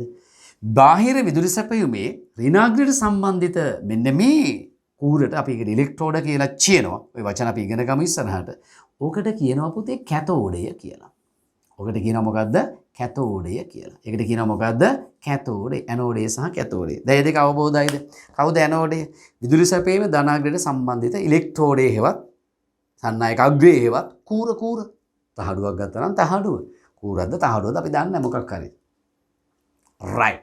කවුද කැතෝඩේ? බාහිර විදුලි සැපීමේ ඍණාග්‍රයට සම්බන්ධ එකක්. දැන් මම මොකද දන්නවද කරන්නේ? මගේ අතේ තියෙන පුතේ අයන මල්ලක්. අයන මල්ලක්. ඒක නිකන් හරියට අර රාජපක්ෂලගේ ඔය ඩේසි ආච්චි කියලා එක්කෙනෙක් ඉන්න ඔයාලගේ මැණික් මල්ලක් තිබ්බලු. අපිටනේ මේවා කියන්නේ ඉතින් ඈ. ඩේසි ආච්චිගේ මැණික් මල්ල වගේ. මගේ ළඟ දෙන පුතේ අයන මල්ලක්. ඔයා ගැන කියන එක දැන් තේරුමක් නැහැ. මේ අයන මල්ල මම මෙතෙන්ට හලනවා. දැන් ඉතින් ඔයාලා දන්නවනේ අයන වර්ග 30ක් නෑනේ බං. අයන වර්ග ඔක්කොම තියෙන්නේ කීයද? කියන්නේ. අයන වර්ග ඔක්කොම තියෙන්නේ කීයද? දෙකයි. මොනවද අයන වර්ග දෙක? එක්කෝ ධන අයන එක්කෝ ඍණ අයන. දැන් පුංචි වගේ ඔළුවට පැහැදිලි වෙන්න ඕනේ. ධන අයන හැදෙන්නේ කොහොමද? උදාසීන පරමාණුවක් විසින් ඉලෙක්ට්‍රෝන පිට කරලා. කොහොමද ඍණ අයන හැදෙන්නේ? උදාසීන පරමාණුවක් විසින් ඉලෙක්ට්‍රෝන ලබාගෙන. ඒක දැන් දැනෙන්න ඕනේ. අන්න එහෙම හදාගත්තු අයන මල්ල මම මෙතන මැදින් හලනවා. ඕන් දැන් මම ගොඩක් අදින්නේ නැහැ. මේක පැහැදිලි වෙන නිසා. මෙතන තියෙනවා පුතේ ධන අයන. මේ තියෙන ධන අයන. මෙතන තියෙනවා පුතේ ඍණ අයන. ඔම අයන ගොඩෝ තියෙනවා ධන අයන ගොඩෝ ඍණ අයන ගොඩයි තියෙනවා කියලා කියන්නකෝ. දැන් මොනවා වෙයිද? හොඳට හිතලා කියන්න ඕනේ. හොඳට හිතලා කියන්න ඕනේ. මොකද වෙන්නේ? ඔයාලා අපි ගැන හිතලා උත්තරයක් දෙන්න. ධන අයන කැමති ධනාග්‍රේටද ඍණාග්‍රේටද? ප්‍රතිවිරුද්ධ අයනනේ ආකර්ෂණය කරන්නේ. කොල්ලෝ කැමති කෙල්ලන්ටනේ බං. කෙල්ලෝ කැමති කොල්ලන්ටනේ. මේක ලෝක ස්වභාවයනේ. ඕක වෙනස් කරන්න හදනවා නම් මොකෙක් හරි උට පිස්සු. මට කෙටියෙන් කියන්න තියෙන එච්චරයි. ඒක කරන්න බැරි දෙයක් නේ. ඒක තමයි ලෝක සත්‍යය. ලෝකේ පරම සත්‍යය. කෙල්ලෝ කොල්ලෝ ආකර්ෂණය වෙනවා. කොල්ලෝ කෙල්ලෝ ආකර්ෂණය වෙනවා. දැන් ඔයාලා හිතලා ඇති. ඒකනේ සර් ඔය පරම සත්‍ය අපේ මේ ගෙදර ඉන්නේ උන්ට තේරෙන්නේ නැහැ නේ. පරම සත්‍ය. එහෙම දැන් මේ පරම සත්‍ය දැම්මම මේ සත්‍යාපනය කරන්න යන්න එපා. තව ටිකක් කල් ඉවසලා ඉන්න. ඊට පස්සේ ඔයා කරගන්න පුළුවන්. මම කරන දේ කියලා දෙන්න ඈ. දැන් අපි මේ කතාවට යමු පුතේ. ධන අයන ධන මගින් විකර්ෂණය කරනවා. ධන මගින් විකර්ෂණය කරන්නේ ධන අයන ඍණ මගින් ආකර්ෂණය කරනවා. ඒ නිසා පුතේ මේ ධන අයන කැතෝඩය දිහාවට ඇදිලා යනවා. ධනයි ඍණයි ආකර්ෂණය වෙන්නේ. ධනයි විකර්ෂණය. මෙයා තල්ලු පාන එන්න එපා තමසල අපි ළඟට. මං කැමති නැහැ කොල්ලන්ට. යනවා. ඊළඟ දවස් මෙයා මොකද කරන්නේ? එන්න රත්තරනේ අපි කැමතියි කොල්ලන්ට කියලා කෙල්ලෝ එයාව ආදරෙන් වැළඳ ගන්නවා. දැන් කෙල්ලෝ එළව පලයන්. ඔබ මට වැඩක් නැහැ. අර කොල්ලට එන්න ගිහපන්. දැන් මේ ඍණ අයන මගින් මේ කැතෝඩේ විකර්ෂණය කරන ඍණ අයන. ඇයි? මේක ඍණ ආරෝපිත කැතෝඩේ. කැතෝඩේ කියන ඍණ අයනට මේ යනවා මගේ ළඟට එන්න ඕනේ නැහැ. මගේ ළඟට එන්න කට්ටිය ඉන්නවා. එළවලා දානවා. මොකද වෙන්නේ? ඍණ අයන තනි වෙන දෙන්න දනන ඔයාට එහෙ ඕනේ ඔයා මෙහෙ ඉන්න අපි කැමති ඔයාට කියලා මෙයාලා ඇදලා ගන්නවා. ප්‍රතිවිරුද්ධ අයනනේ පුතේ ආකර්ෂණය කරන්නේ. ඔයාට තේරුණාද? මේ සත්‍යය මේ ලෝක සත්‍ය කාටවත් වෙනස් කරන්න බෑ පුතේ. ඔයාට තේරුණාද මේ කතාව? ධන අයන ඇදෙන්නේ කැතෝඩේට. කැතෝඩයට ඇදෙන නිසා ධනායන වලට නමක් කියනවා මගේ පුතේ කැටායන කියලා. ගුරුවරුවා කියනවා ඒවට හේතු කියන්නේ. ඒකයි ප්‍රශ්නේ තියෙන්නේ. ධන අයන ඇදෙන්නේ කැතෝඩයේ දෙසට කැටායන කියලායි කියන්නේ. ඒතර ඍණ අයන ඇදෙන්නේ කොහාටද? ඇනෝඩයේ දෙසට. මොන අයන කියලාද කියන්නේ? ඇනායන කියලා කියනවා. ඇනායන කියලා කියනවා. ඇනායන කියලා කියනවා. එතකොට ඍණායන වලට ඇයි අනායන කියන්නේ? ඍණායන ඇදෙන්නේ ඇනෝඩයේ දිහාවට. ඇනෝඩයේ දෙසට ඇදෙන්නා වූ අයන ඇනායන. ධන අයන ඇදෙන්නේ කැතෝඩයේ දෙසට. කැතෝඩයේ දෙසට ඇදෙන්නා වූ අයන කැටායන. බාහිර විද්‍යුත් ක්ෂේත්‍රයක් හමුවේ අයන වලට ඇතිවෙන ඉරණම තමයි මම මේ පැහැදිලි කළේ. ඕකත් මගේ පංචි පැටවුන්ගේ ඔලු ගෙඩිය ඇතුලේ පොඩ්ඩක් කෙලවරක රඳව ගන්න ඕනේ. ඉතින් මම මේ කොටසෙන් බලාපොරොත්තු වෙන්නේ දරුවෝ ඔන්න ඔය ටික පිළිබඳව කතා බහ කරන්න විතරයි. මේක තමයි බිම තුන්වෙනි කොටස. පෑන් ටික බිම බිම කිව්වේ මොකක්ද කියලා බලනවා ඉතින් දැන්. එතන තියන්න ඉඩමදී. පුතේ දැන් ඔන්න තුන්වෙනි කොටස මම මේ විදිහට අවසන් කරනවා. මේකදී මම කතා කළා පරමාණුක ව්‍යුහය සහ පරමාණුක හැසිරීම. ව්‍යුහය මීට කලින් චුට්ටක් අපි අධ්‍යයනය කරලා තිබුණා. මේකදී අපි කම්ප්ලීට් කරගත්ත ඉලෙක්ට්‍රෝන වින්‍යාස ශක්ති මට්ටම ඉලෙක්ට්‍රෝන පිහිටන රටාවන් දැන් නියමටම පුළුවන් ඉතින් ඈ ලෙසටම කළානේ පුතේ. දැන් টොපටම පුළුවන් ඔයාට. හරිද? අය නම්මනන්න ඒකනේ මම කියුවේ මේ තරමට ඔයා ඇත්තටම හෘද සාක්ෂියෙන් අහලා බලන්න. මේ විදිහට පැහැදිලිව සුගමව මෙච්චර විස්තරාත්මකව ඉගෙන ගත්තද කියලා. නෑ මේ ටික ඉගෙන ගන්න මේ විදියට සස්සන ප්‍රමාණිකූලව ජීවිතේ ප්‍රථම අවස්ථාව මේක. ඉතින් බම් මෙහෙම ඉගෙනගෙනත් උඹට සයන්ස් බැරි නම් මේ පිදුරුයි පුන්නක් ওই ටිකක් ගෙනල්ලා කන්න පුරුදු වුණා හොඳයි කියලා හිතෙනවා. බත් කන්න නුඹ සුදුසු නොවන නිසා. නියමටම කළා පුතේ. ඊට පස්සේ හැසිරීම ගැන කතා කළා. හැසිරීමේදී උදාසීන ස්ථායි අස්ථායි පරමාණු කතා කළා. ධනායන ඍණායන ගැන කතා කළා. සංයුජතාවය ගැන කතා කළා. විශේෂයෙන්ම මම ඇනායන සහ කැටායන මේ විදිහට නම් කරන්නේ ඇයි කියන එක පිළිබඳව නිසි අවබෝධයක් ලබා දීලා තියෙනවා. දැන් නියමයි පුතේ. දැන් සුපිරි. දැන් ඉතින් එහාට තියෙනවා හරි සරලව අපට යන්න පුළුවන්. ඔයා නිකන් හිතන්න ඇත්තටම පුතේ මේ පාඩම් ටික ওই විදිහට මීට කලින් වාට ඉගෙන ගන්න පුළුවන් වුණා නම් අද ඔයා ඉන්නේ කොතනද? ඒක තමයි මම කිව්වේ. මම වල පොරොන්දු වුණා නේද? වාට මම සයන්ස් වගේ ජීවිතයේ තියෙන ප්‍රියතම විෂය බවට පරිවර්තනය කරනවා. ලෝකයේ තියෙන සරලතම සහ සුන්දරතම විෂය තමයි මගේ පුතේ සයන්ස් කියලා කියන්නේ. දැන් ඔබ පිළිගන්නවද ඔබට සයන්ස් බැරි වුණේ ඔබේ වරදක් නිසා නෙමෙයි අපේ පරපුරේ උදවියගේ තිබුණු වැරදි නිසා කියලා. ගුරුවරුන්ගේ. අපේ පරපුර කියලා කිව්වේ ඒගොල්ලන්ට. අපි වල දෙන්න අනුගමනය කරපු ක්‍රමයේ තියෙන දෝෂ සහිත තත්ත්වයන් නිසා ඔයාට ඒක පුතේ ප්‍රතිග්‍රහණය කරගන්න තරමක් සංකීර්ණ වුණා. අවබෝධය අනවබෝධය බවට පරිවර්තනය වුණා. දැන් ඕකේනේ හිතන්න. අනිත් ටිකත් අපි ඉක්මනට මෙහෙම කරගෙන යමු. එහෙනම් අද මට සමුගන්න වෙලාව ඇවිල්ලා තියෙනවා. මේ අවසානය නොවේ නව ඇරඹුමක අවසානය පමණි. ඔබේ ජය මගේ සදා සතුටයි. අපි හමු වෙමු 4 වෙනි එපිසෝඩ් එකෙන්. සුබ අනාගතයක්.